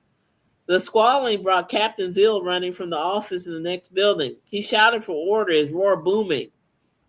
That idiot Tannen jumped away from me before my claws had retracted. So I tossed him his ear, answering his growl with a roar of my own. That is enough, I said. The captain swatted at me with a half-empty grain sack. Fletch, Tannen, Sorrow, get out of my stable now. He cuffed them as they scrambled by, and then he turned and roared to drive Rake back into the corral. And stay there. Rake's an animal. Rake's disconsolate honk made the mane along my back rise. He must have jumped the fence when he heard us fighting. I stood panting, an unusual thrill filling me. It wasn't that call of true night, the reaches between the stars filling my soul. It was a realization that I had defended myself without the staff. The staff is a whole chapter on its own. Sorry, folks. And now I could defend myself against three of them. Granted, the element of surprise had been on my side. Fletch had never listened when I tried to tell him that my night skin was coming in. I bet he wished he had. Nostrils flaring, Zill eased towards me, moving a touch sideways. He had to look up at me. I crouched and hoped I wasn't brutish like that killer Mood. Then I giggled. Let Mood try me now. Minnow? Zill gathered up my uniform fragments and sniffed them. Minnow. Conscript, clean your claws. No, don't lick them. That means put on your day skin. But I'd be naked. And now that I thought about it, I'd never taken off my night skin. It had sort of fallen off. I searched for a fragment of shadow that might understand the process. Nothing. I'd have to try another way. How do I do that? What? Zill raised a hand to his ear. Speak slower. You're slurring. How do I clean cloths? My fangs were hard to navigate, and there was this purr thing coming out with the valves. I tried to stop it, but I was too pumped. Fletch was a sore one now. Conscript, stop that mewing and follow me. Do not tread on my tail. Zill turned and left the stable. I tried to follow, but first I caught my toe claws in the pavers, and then I banged my head on the lintel of the stable doors. My tail got caught in the space between the door and wall while I was massaging my top knot, and freeing it tore the door off. Moving wasn't this hard while I was fighting. Zill came back, looked at the door, then the notch in the jamb, and shook his head. I have never. Minnow, you're going to be in remedial classes for a very long time. I've seen newborn new burrows with more grace. That was funny, so I laughed, but something in my grinning jaws upset him because he hissed at me to stop. Straightening into a salute made me fall over backwards. I missed the barrel full of dirty hay someone had forgotten, but broke another paver. Minnow, don't move, he growled. I didn't. Mane flared authoritatively. He eased up beside me and took my hand. Now follow, conscript. I knocked him down twice, and once scraped a centimeter-wide peel of hide from his leg with my elbow spur. While he was swearing and I was trying to get to my feet, pause, my hand mashed down on his tail pretty hard. He was growling continuously by the time we reached Captain Ruff's bungalow. Ruff had a class in progress, 5 rows of conscripts in both sexes pronouncing difficult "m" and "n." She looked up when Zill led me in, and up. I crouched, went too far, and fell into Zill's back, barely missing the shoulder spur. His ears couldn't go back any further, so he simply ignored me. Ruff, this fish doesn't know how to get out of her skin. He tried to hand me over, but my claws were curled. Ruff calmly pressed the spot in my wrist with her thumb until they unfurled. That was such a neat trick, I meowed. Not a fish anymore. Thank you, Zill. She wiped at my mane. Whose blood is this? Gotta figure that out. Excuse me. He hurried out before she could try to give me back. Baker, mind the class. This way, Minnow. Has Burgundy seen you yet? No. It came out. Roo. I clenched to get the n. Roo. Push the air through your incisors, conscript. We'll have to find a new name for you. She looked at me. Or maybe not. Watch your head. So okay, yeah, I like that. I mean, nothing about being Mace, so can't relate. But you know, the main thing is when I put that one out, a lot of people were like, "These are funny looking werewolves." They're not werewolves. Read the description. So there are 2 books in that one. That's awesome. I think Deb did the cover for this one, but she was really, yeah, she did. This was like her first cover for me. She was really starting out, and we were negotiating what I wanted, what the book should look like, and she did closer to my idea in this one. And this is the second book, it's a little bit thicker, and yeah, and I'm trying to get her to put more mane in and less skin, but we're working on it. It's a good adventure for if you like Other World, if you like Far Future, you'll really get a kick out of that one. That sounds fun. I like the use of the slang you use, right? Because like Doug was saying, the whole like fish thing is clever. When you write future stuff like that, the slang of today just won't fly, No, a lot of them won't. And the I remember with J. Ruff, with the werewolf story, I was trying to allow for the gore. So I wanted it to be I wrote it before there was the safe for work, not safe for work, I wanted like I go to church and I said, I want my friends at church to read this without saying, girl, you need to confess. Right on that first view. And I'm like, okay. So it's got to be safe for work, but the werewolves are bloody. And with the people on Turf, they fight for their lives against monsters. Some of those monsters they're like houses with multiple legs, and and armor and this human face stuck on the outside. They're terrible things. They're nightmares, and they have to kill those. So yeah, gory is kind of a way of life. It's important to your universe. Yeah. So it didn't leave me much room for saying, can I stick this? There are a few things like, can I say this? Like in Jamela's world, Jamela's black. I said, can I print the N-word? I can't, but I don't think I'd better. Well, yeah, if you want to make it relatable to all audiences, then you're gonna not put derogatory terms in things. That's just my opinion. You invent new derogatory terms that don't exist. That's right. Yeah, and the beauty of science fiction fantasy, you can do that. Yeah, and so that sometimes works out a lot better than putting anything really four-lettered, so to speak. And, I agree with you on that. Like when I did some creative writing in high school, right? I was like, and this person here did something terrible, and I was like, oh yeah, but I gotta just write that so it doesn't sound like of today, because one was like a war story for like back in the day, and the other one was a future thing, right? So I had to write in two different styles there, right? So I had to think of what happened in the past. Can't say how it is in the 90s right now. That's not gonna work. Right. And a lot of my early writing, I used a lot of swear words, kind of like a crutch. It was becoming a crutch. And so as I've written like more after that, like as I've gotten older and I've matured a little, I use a lot less, but every once in a while it's useful. But I do like coming up with, like in my current book, the one that's about to be published, The Caves of Solace, they use the word flop as a swear word, basically, like, get the flop out of here, stuff like that. Very convenient, very, very good. That's because he doesn't know how to spell flock. Yeah. Well, I came up with this before I knew you. Well, you're supposed to change things, but retcon, man.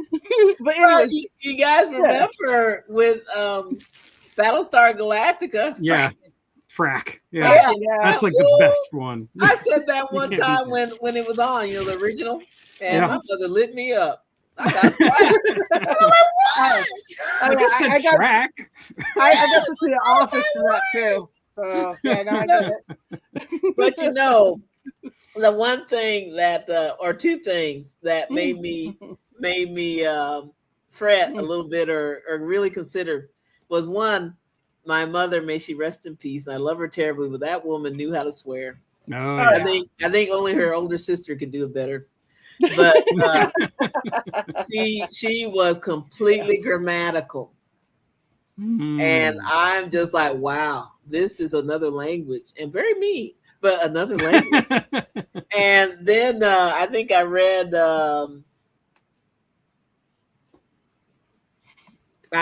Shining, and after that, The Stand and Firestarter. Right. And wow, Stephen King.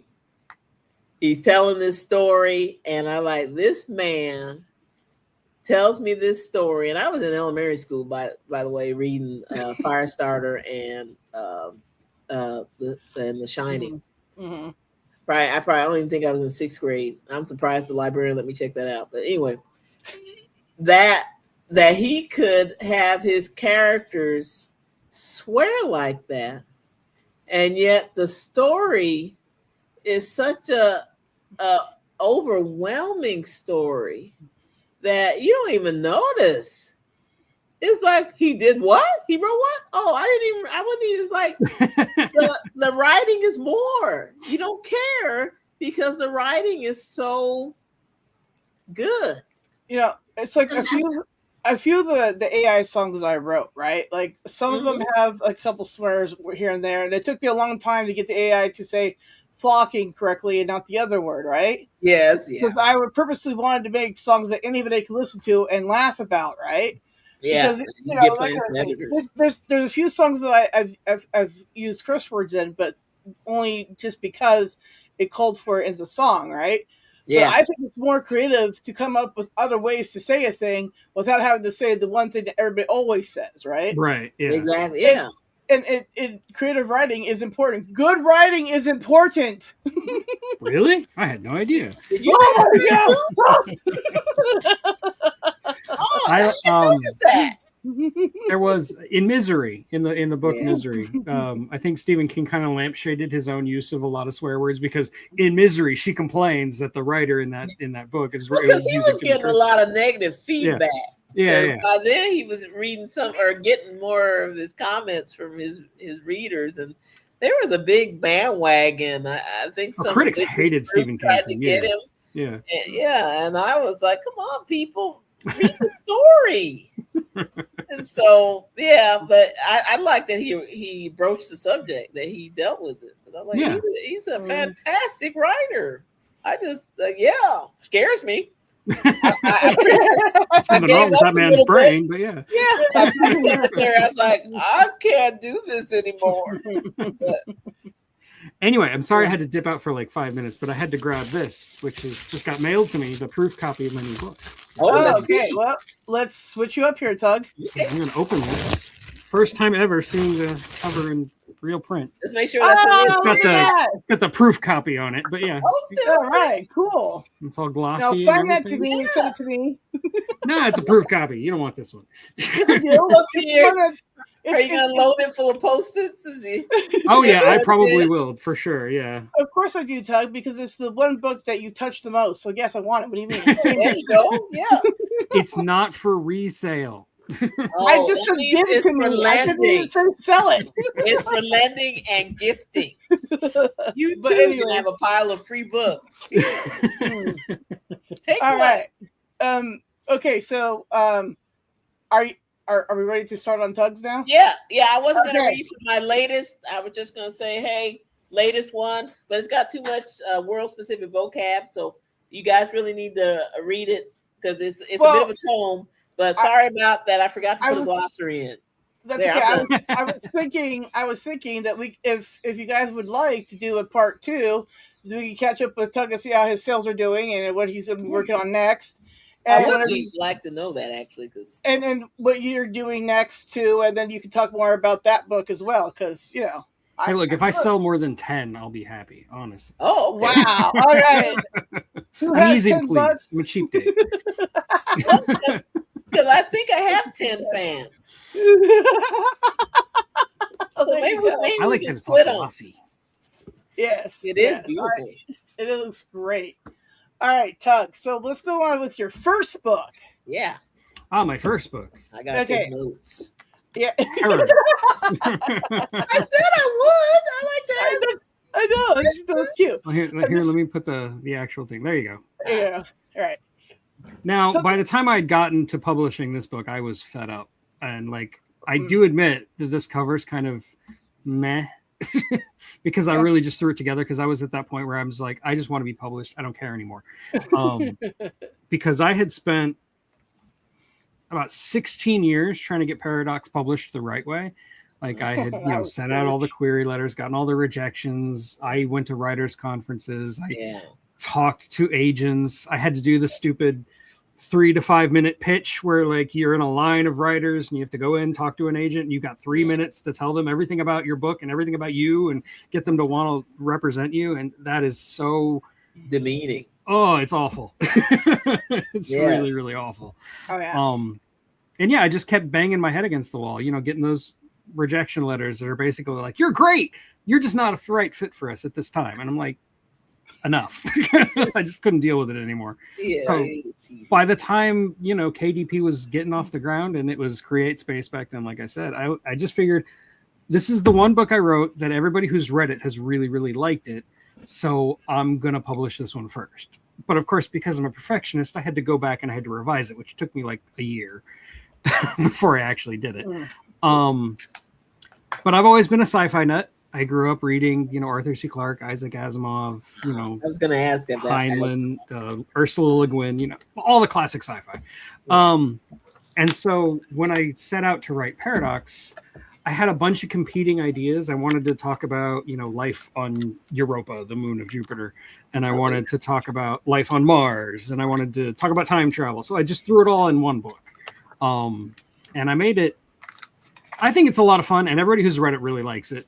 Those rejection letters are soul crushing. The worst part for me is when you hear from established writers who've really made it big and they go on interviews and they're like, yeah, I remember when I was just starting out and I had like 10 rejection letters. It was awful. I thought about quitting. Only 10? I'm like, 10? those are amateur numbers. That was issued by everyone. That. Only 10. I actually framed my very first rejection letter from Tor Publishing. Yeah, I went up strong. Figure why not shoot for the moon? Yes, start at the top. Right. Yeah. Anyway, Paradox. Yes. So I don't have the 40-word pitch memorized anymore because I don't do that anymore. But the basic idea of Paradox is you've got this dystopian future where Mars has been settled. There's a colony on Mars. There's actually a couple of colonies on Mars at this point. And basically they declared war on Earth in the past and won. They threw a bunch of meteors at Earth and basically destroyed the Earth. Oh, wow. They made it inhabitable. So like humanity's already on like a razor's edge because all that's left is the people on Mars. And then they start to uncover all these alien artifacts beneath the surface of Mars in the caves under Mars. See, I was writing about caves before my new book. So Wow. And they find basically a time machine without getting too complicated. They find a time machine and they use it to go back in time and they try to, save Earth. That's the idea. They want to try to save Earth, but they discover by the time travel rules I've established, they can't. Like you can't change the past. You just can't. It just doesn't work. There is no paradox. That's the irony of the title. Without spoiling too much, like I'm jumping back and forth between time periods, like the future and like the future. And yeah, I had a lot of fun writing it. I wasn't really trying to say anything too deep. I was just trying to show off all my knowledge of science. And I was just having fun, and I think that's why this book was more popular at the time than some of the other stuff I was writing. Remember, I was maybe 20 something at this point. And so I learned a lot from that. I learned that if I'm not enjoying what I'm doing, then that's going to show up on the page. That like my readers aren't going to enjoy it. Yeah. And I've been trying to carry that through. But anyway, going way back, when I had my tonsils removed when I was in 5th grade. I'm going way back. Could you get in earlier, Doug? Really? I had to miss, like 2 weeks of school or something. And during those 2 weeks, my friends who went to school would come home with assignments that I still had to do. I still had to do homework because it was the 80s. Yes. And one of the assignments was to write a short story. And kind of like Sarah, I had to write about my pets. Like that was the whole point of the exercise, was to write a story about your pets. And up until this point, my motto as a kid had been to wait until the last possible minute and then cry to my mother and she would do my homework for me. No. But, I was stuck at home with a really sore throat and couldn't move much. So I was bored. I will do it myself. I guess I'll just do my own homework for a change, whatever. So I wrote this story. It was 2 or 3 pages. It was like a nothing story to me. I wrote it and sent it to school while I wasn't there. Like my classmates took it with them. And then when I did finally go back to school a couple weeks later, I start getting stopped by people I barely knew, telling me how much they loved my story. I'm like, how do you know about my story? Like it was just an assignment for school. Why do you know it? Apparently my teacher had loved it so much that he had read it to the class while I was out. Wow. Really? Wow. That's fantastic though. That's but the thing was, everybody liked it. And these were ornery 5th graders, they don't love anything. No. But I started getting all this attention and all this love. And I was a shy, awkward little kid back then. So it was like a drug to me. And ever since then, that's kind of the high I've been chasing when I write. Yeah. That's what I'm after. Yeah. And I've been doing it ever since. I've been writing ever since. And so I've written a lot of books, actually. I've only published the 1 and now 2, but I have written a lot. The problem is I'm a perfectionist. I don't like to publish something that's not done. And you're never done. That's the thing about any kind of artistic endeavor. You're never done. You just have to put the paintbrush down at some point. Yeah. So with that in mind, your hands that I have written in the past, I just have to go give them a once over, not rewrite them from scratch, but make them suitable for publication. So I'm going to be doing that. And this is one that my wife actually made an AI cover for that I think is really cool. All right. And that's actually what I'm working on right now that I've finished publishing The Caves of Solace. This one's called The Final Testament. It's another dystopian people living in domes kind of story. So I really like dystopias. It's my thing. Apparently. Did you ever read a new book? This one is set on a different planet, and that planet is called Solace. So like I'm dealing with caves on an alien planet, which required a lot of research. And it's people who have watched my channel know I did a whole bunch of caving the last couple of years. My son's really into it, and so I got really into it. So we've been going every cave in the middle of America probably. And so I decided to research like the science of caving, learn all about speleothems and all that stuff, and then use that with a lot of my scientific understanding of exoplanets and other worlds and what that could be like, and putting them together in a sci-fi setting. And because I write a lot of sci-fi and a lot of horror, I just threw in a bunch of sci-fi horror in there, and that's The Caves of Solace. So there are things in the cave. An excerpt to read because I can do that. Yes, that'd be good. But are there caves? I mean, are there creatures in the cave? Say something. Are there things in there in the cave? There are things in the cave. Yes. Oh, okay, there we go. Yes, please read to us. Okay, let me find the scene. Everybody, this is Tug's real voice. He's not AI. I am not AI. Yes. Good. Glad to hear that. Yeah, somebody accused him the other day in his comments that we love your videos, but your AI voice is not great. Stop using that AI voice. What AI voice? Right? Oh, we're talking about books today. Books that matter, even. I gotta find it. Give me a second. No, it's before that. Long before that. All right. Well, while he finds that, you guys talk amongst yourselves. Esmeralda says stuff. I didn't have the physical copy, so I don't have anything bookmarked yet.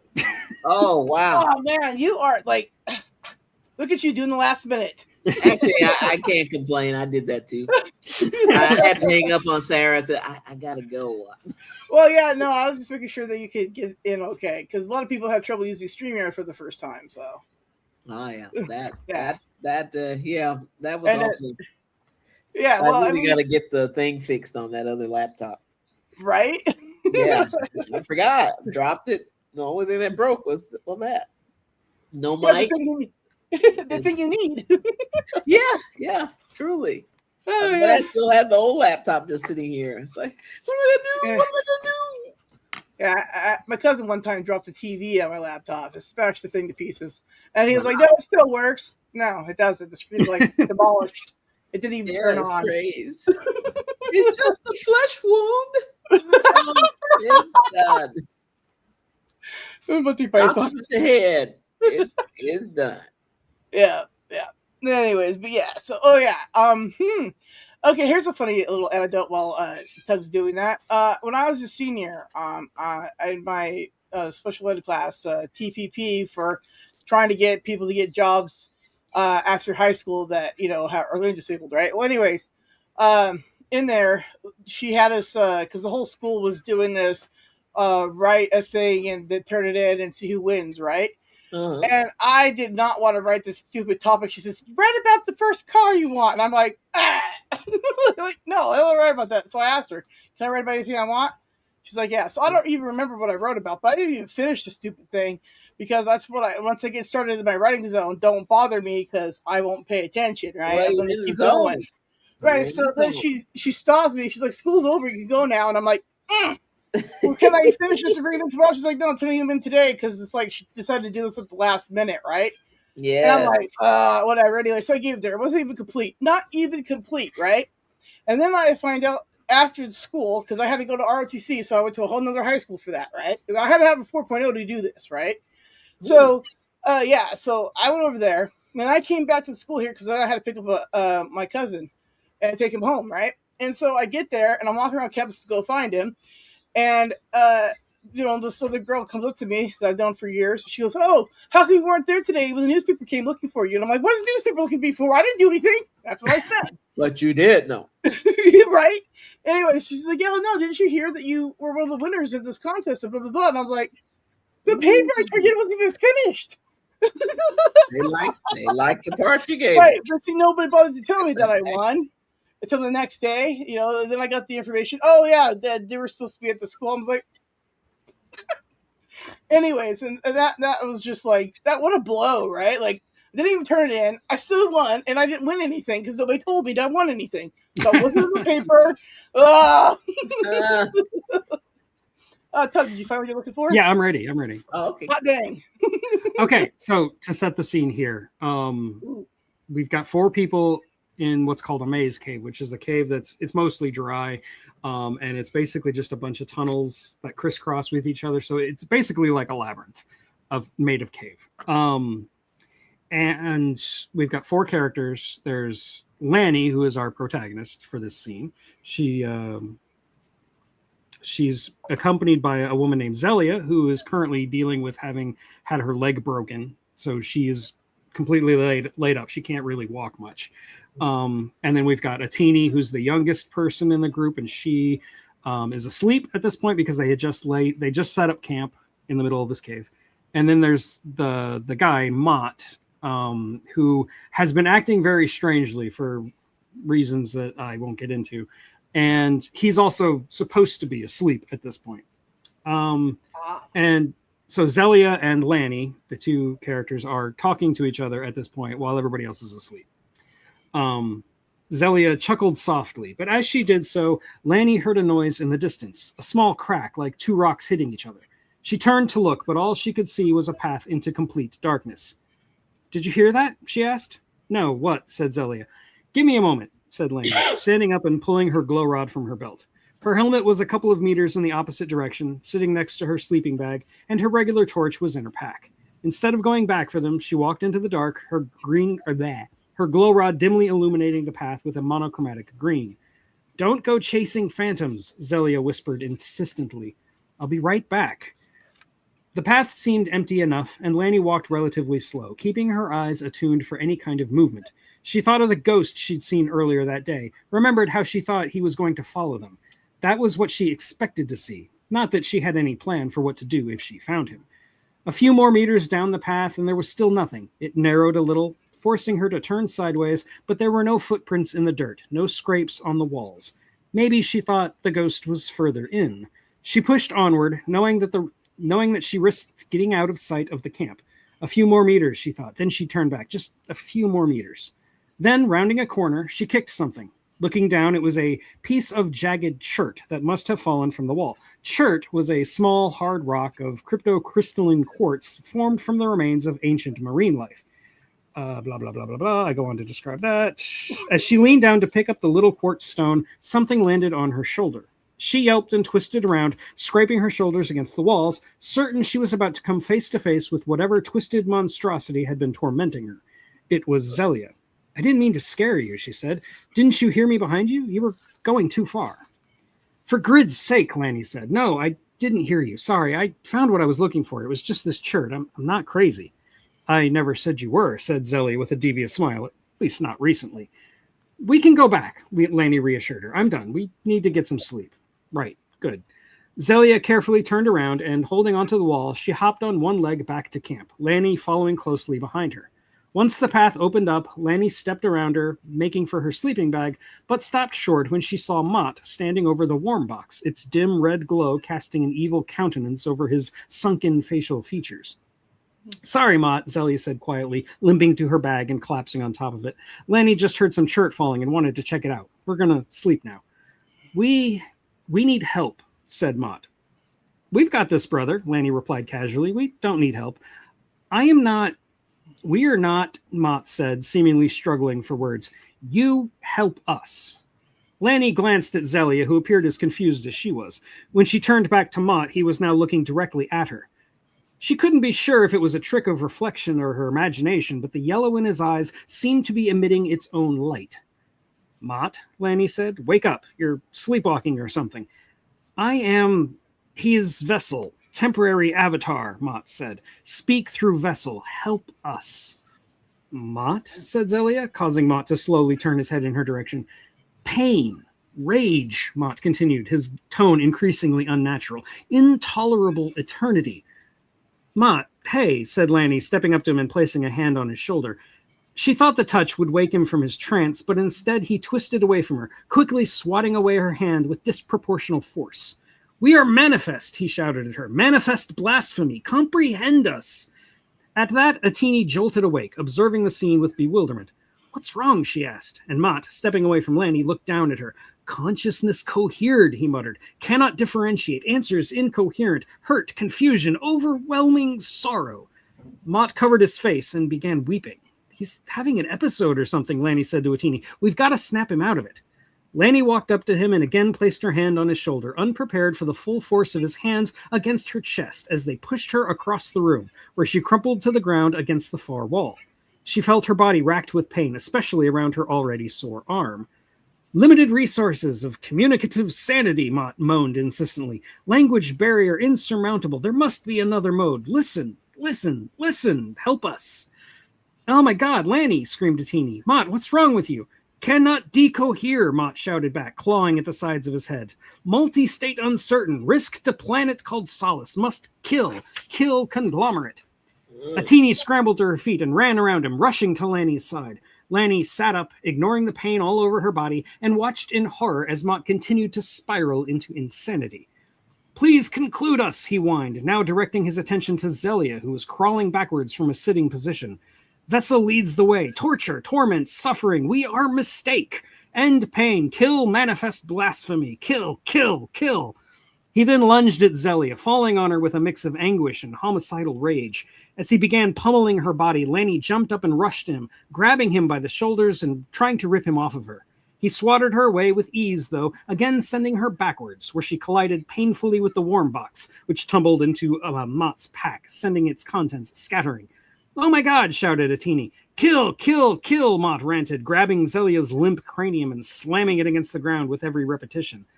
Lanny looked to her side and saw the bolt gun. Moving with little more than instinct and adrenaline, she grabbed it, switched off the safety, pumped the air charge 3 times, aimed it at Mott, and with hands trembling wildly squeezed the trigger. The bolt went sailing through the air with deadly speed, but landed in the wall next to Mott, missing its target completely. He turned to look at Lanny, his eyes flaring with gold, and he ran to her with impossible speed, hitting her like a truck. A sleeping bag protected her head as it ricocheted to the ground, and she lost the bolt gun, which skittered away from the blow. Before she could understand what was happening, Mott was on top of her, his muscular frame bulging in his skin suit, and his face twisted wildly with madness. He then grabbed her head, squeezing her temples hard enough that Lanny thought her head would pop like that. It's hard to read. Lanny thought her head would pop like a melon. He then touched his forehead to hers as tears flowed from his golden eyes. Mott, Lanny whimpered, please, help us. Must kill, he said through gritted teeth. And then it was over. Mott released his grip on Lanny's head and slumped to the side, falling off of her and onto his own scattered supplies. Lanny squirmed out from under him, her body pulsing with fear and confusion, and then she saw Atini, standing there with her arm outstretched, the freshly fired bolt gun in her hand. When Lanny looked back at Mott, she saw the bolt protruding from the side of his head. His eyes were closed, and in defiance of the chaos they just endured, he looked serene and asleep. Oh my God, Atini screamed, dropping the gun in horror. I've killed him! Lanny, unable to get to her feet, scrambled over to Zelia, but when she got close, she knew the worst had happened. There's some gore here, but I'm going to skip it. Any livers? He was going to kill you, Atini shouted. I had to. Oh my God, is Zelia okay? No, Lanny said, swallowing bile. No, she's not. She finally got to her feet and made her way to Atini, hugging her tightly. We're okay, though, Atini, she said reassuringly. You saved us. But they're dead, Atini wailed, burying her head in Lanny's shoulder. But Lanny suddenly felt numb. Mott was dead. Atini was dead. On the ground where she'd fallen, the mapper was now a shattered pile of irreparable metal. But it didn't matter. They were still alive, and they had to deal with the situation as it was. I don't know what just happened, Lanny said calmly, but it happened, and it's over. Atini rubbed snot all over Lanny's good arm before looking up and jolting back in shock. She pointed with wide eyes to where Mott had fallen, and turning to look, Lanny saw the most frightening thing she could imagine. There was nobody there. Oh, wow. There you go. A particularly brutal scene. And that's now a cliffhanger. I gotta leave him wanting more. That's true. Yeah, I'm intrigued by that. But Esmeralda is something that's really important. Okay, we must have more livers. Okay? Definitely more livers. I don't think I mentioned any livers in my book. I'm sorry. No. You know what? Now I'm gonna write a book about livers. So just for Esmeralda, just flying. They have to be flying livers. You can write a book about any old hepatitis. When that liver is flying. Oh man. Okay. Well, anyways, so are there other people, or there are more people than that? I'm actually following two different groups. Okay. That's just one of the two groups in the story. You only follow half as fast for that group now. Yeah, the other group is actually bigger. So. Yeah. Oh, okay. Good. Which actually I found a lot harder to write. Like big groups, when you're dealing with big groups in a tight space and having to keep track of where everybody is and the geometry of the scene, that's hard enough in your head without having to write it down, without being all cumbersome about it. Like he was here, he was there, and all that. Like you have to realize what's important and what's not, and what to write and what not to write. And dealing with big groups is way harder than dealing with just 4 people, which is even harder than dealing with just 2 people, which might be why I killed 2 of them. It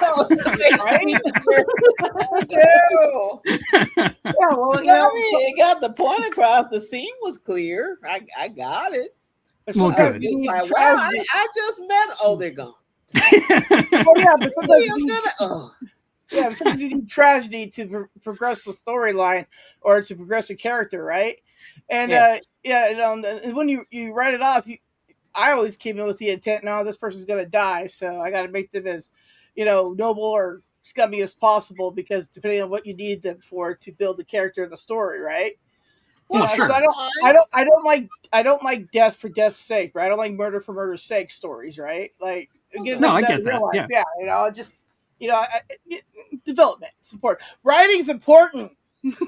When I was writing this one, actually, I will tell you a little behind the scenes. I had planned on killing more characters than I actually do in the book, because by the time I got to the point where I was going to kill more people off, I realized I liked these people too much and I didn't want them to go. Yeah. So I let them grew on you. I was a merciful God. There you go. Then you have to take the flip a coin approach, because somebody got to go. That's painful. But that scene that I just read to you is one of the more brutal scenes in the book. But it does have that long, dark night of the soul moment towards the end where the main character thinks everything has gone wrong and she's not going to make it. But, But she makes it. Does she? Wait, or is that spoiler? I don't know. Must we both to find out. But you probably don't. But you got to see how. Yeah, exactly. Yeah. I even want to ask, do they make it out of the cave? Because I can sort of feel it. I feel like they're in there, but now I'm waiting for Mott to crop back up in another format. Like, how many bolts you got? Yeah, really. Don't let them sneak up behind you. But I was really proud of that, because early in the book, like towards the very beginning, I established what this bolt gun is and what it's for, and then I get to use it as a plot device later, which is nice. Yeah. No, it works. I like it. I like that. I saw the place. I could see what you meant. Good. That's what I want. Yeah. Well, do either one of you have any suggestions and helpful tips for anybody who's starting a book? Doug, we'll start with you. Just write. Don't worry about the editing. Don't worry too much about the publishing. Just write. And once it's done, then you can worry about everything else. Yeah. Awesome. That's I think it's easy to drown in detail. So feel what your story is. If you can feel it or think it or see it or whatever, and get the heart of it down on paper or in some format, typed out or whatever, so that you can flesh it out in front and behind and in the middle.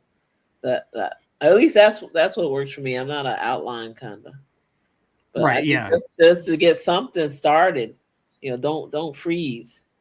I have learned that there's two types of writers. There's, I think George R.R. Martin said this. There's like the architect, and then there's the painter or something like that. Like you either plan meticulously until you're ready to write, or you just write. You just get through it, you know. And I find there's a healthy mix of both you can do. Because when I was writing this one, I didn't need to make too many notes. I kind of knew where I was going and I knew everything I wanted to write. But when I was writing this one, which is really complicated and involves time travel, I had to have very detailed notes just to keep everything straight. So yeah, I get it. I get why you would have to do that for certain stories, but not others. Yeah. Just saying that. And yeah, ignore the critics. Good call, Ezzy. Yeah. That is a good one too. But also, but you know, criticism, if it's helpful, is always good. And don't be afraid of criticism. Yeah, don't be afraid to make something even better than you think it is, right? Yeah, it's perfectly fine to, you know, get that. And if you get rejected, so like, you can always self-publish like they do, right? And that's awesome. Yeah. You know, had the venue. You have to learn to take your ego out of it. If somebody is critiquing your work and they're giving you like good, solid criticism that's constructive, you have to learn to not take it personally. Just listen. That can be hard. That's really hard to do. I think I think the old adage of, well, sleep on it. You know, because sometimes you get some advice and you're like, well, that was a load of crap. But then you let it soak in, you sleep on it for a while, and you're like, oh yeah, you know. Well, yeah, I mean, there's many times I you know, started writing one way, and then I was like, you know what, I don't like where this is going. I'm scrap this story, take a few elements of it I like, and just start over and make a fresh story that's better. And then when other people were like, what happened over here? And I'm like, oh wow, I didn't even finish that segment. Let me go back and write that, right? Like you got to, if you want to be a writer or any type of creator, you got to be able to go, oh, you have a good point. And when you think about it, the rise of personal computers has certainly made that easy. Oh yeah, back in the day, you're like, I typed out 20 pages and I have to throw them away because it's not working. And that is imagine the number of trees we used to kill back then. Yeah. Oh, mowing them down. Just mowing them down. Well, there went Siberia. Let's go for the Amazon next. I do think being able to. Phoebe and I were talking about this thing I'm working on now. This other story, and she hearkened it to how it related to something that happened in I think it was in J. Ruff. I can't remember specifically which thing now. Like in book 5, she mentioned it. Yeah, it was something that happened in their snow camp. And I said, that didn't happen. And she's like, yeah, it happened. I read it. You sent it to me. I said, no, that happened in the original version that was written 10 years ago. In the files I sent you, our emails. But in the real concrete paper book world, that didn't happen. Right. Anybody else reading said that never happened because it never happened for them. And finding these graveyards of stuff I wrote, and there it is, like, hey, that never made it in. Why did I cut that? Oh, that's why I cut it out. Yeah, I get that. So no, writing's not. I don't think writing has to be hard. So I think people just gotta they just have to try as they figure they can try and not give up, not be discouraged.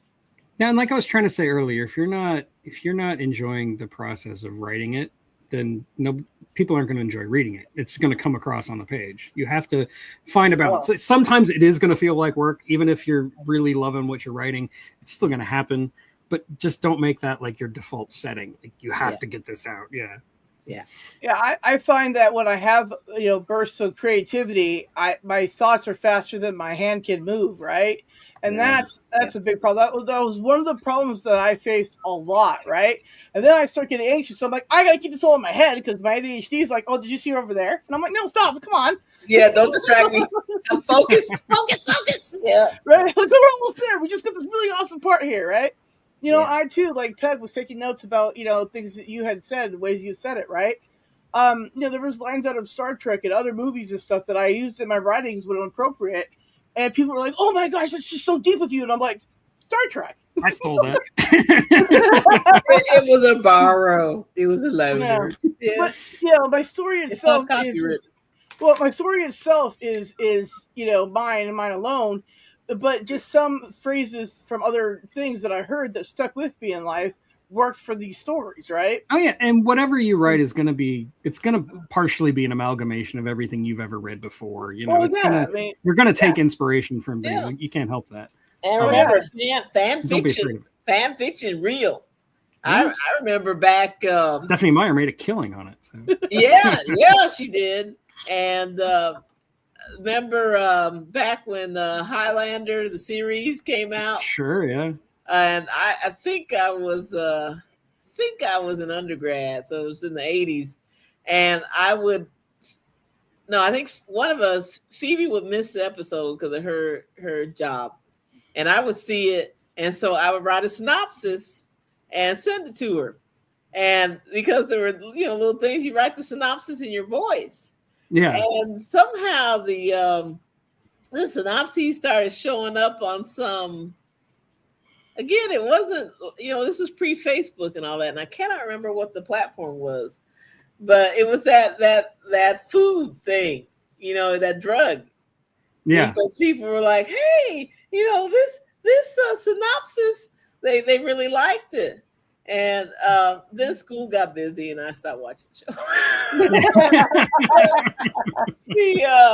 That fan fiction thing, I think, is part of that. And so to me, it's not piracy. I think my brother used to write fanfic for Star Trek back way. Actually, in the early days of like Next Generation, they actually took submissions from random people who would just write stories for Star Trek. See Star Trek going, yeah. Yeah. Well, that's that. They need to slap them. But no. Yeah. Star Trek Academy. Never once. Yeah. Never once. It's weird. I don't really worry too much about piracy. Like, I'm not really that concerned about it. But AI plagiarizing my work, maybe a little bit, but not really. If I were like a much bigger and like famous writer, maybe I'd worry about it. But as a self-published writer who just does it for a hobby, I don't really. Yeah, I feel like I don't have to safeguard it as much. I still do the all rights reserved thing. Yeah, me too. But I think it's probably because I'm secretly hoping someday it's like, oh, you want a screenplay? Oh, okay. Hi, Netflix. Oh, you're interested? Oh, fancy that. And then remember, you'll have to say you can't afford me.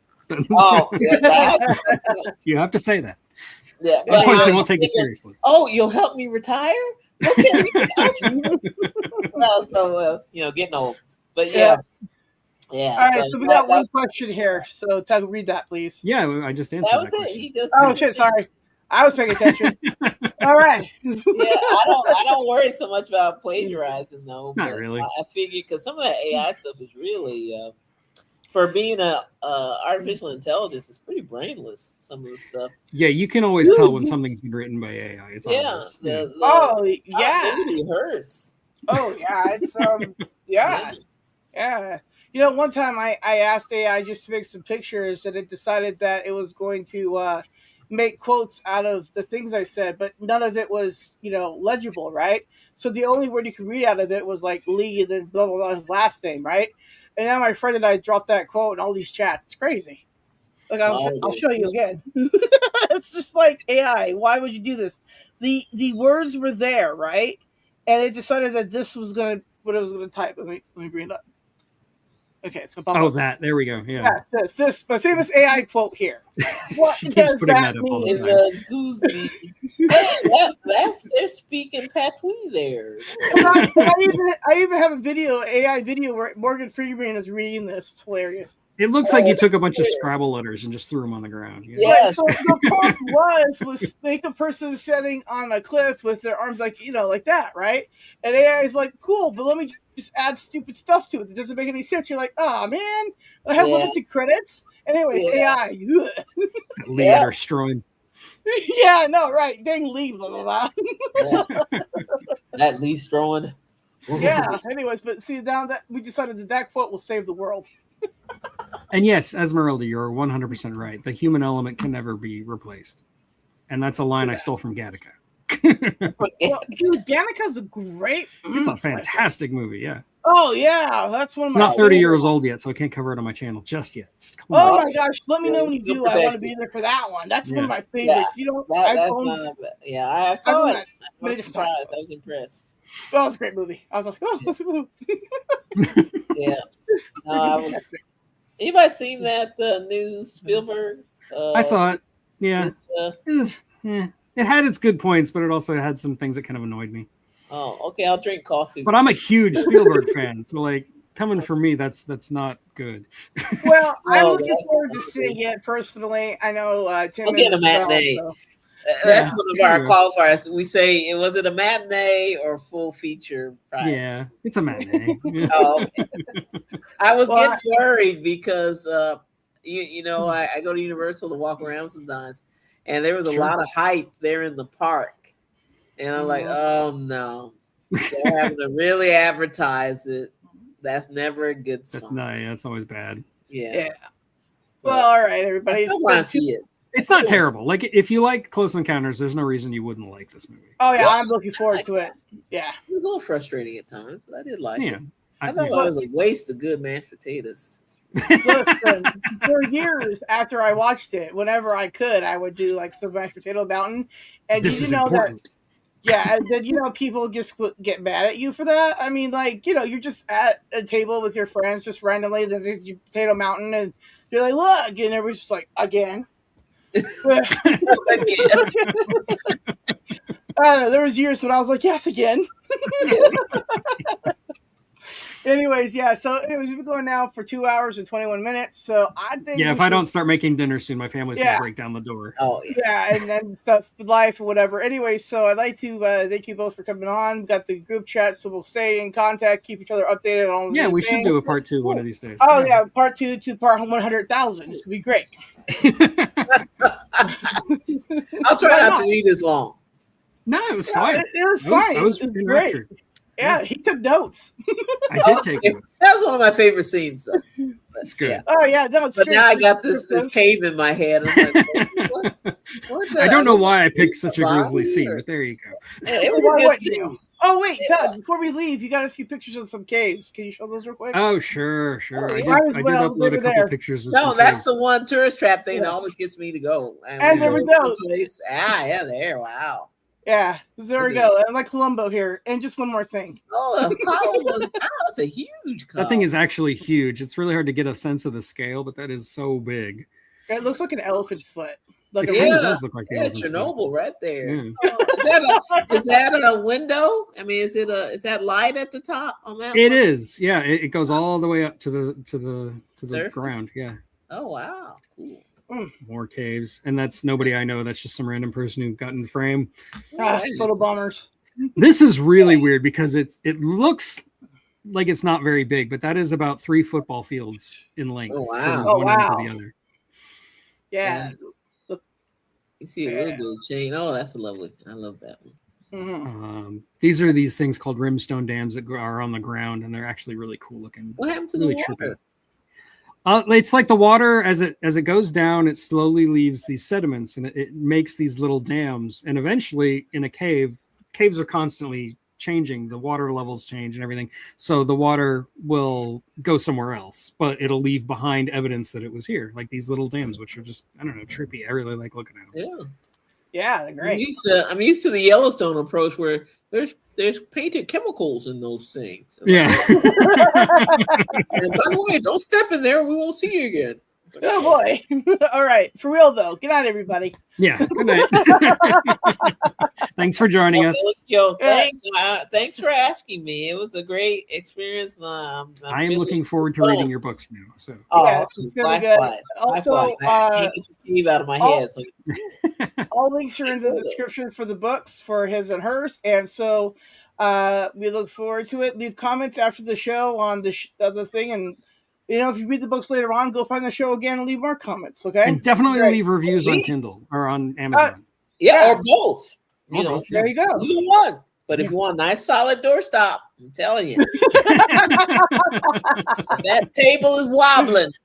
Just slide that under that leg. And thank you, Esmeralda, for making this happen.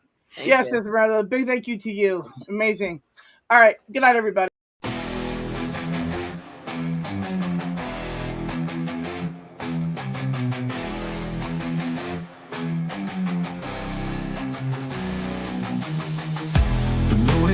You feel the change, the pain subsides, you break the chains. Now on our foes, you're in the chase, hunting all across your place. Werewolves gather under moon, the night is ours, it comes so soon. Stay out of sight if you know what's good, but the night calls you like it should. Howling out beneath the stars, moonlight shining, scars and bars. Join the pack, embrace the wild. Feel the thrill is free and wild.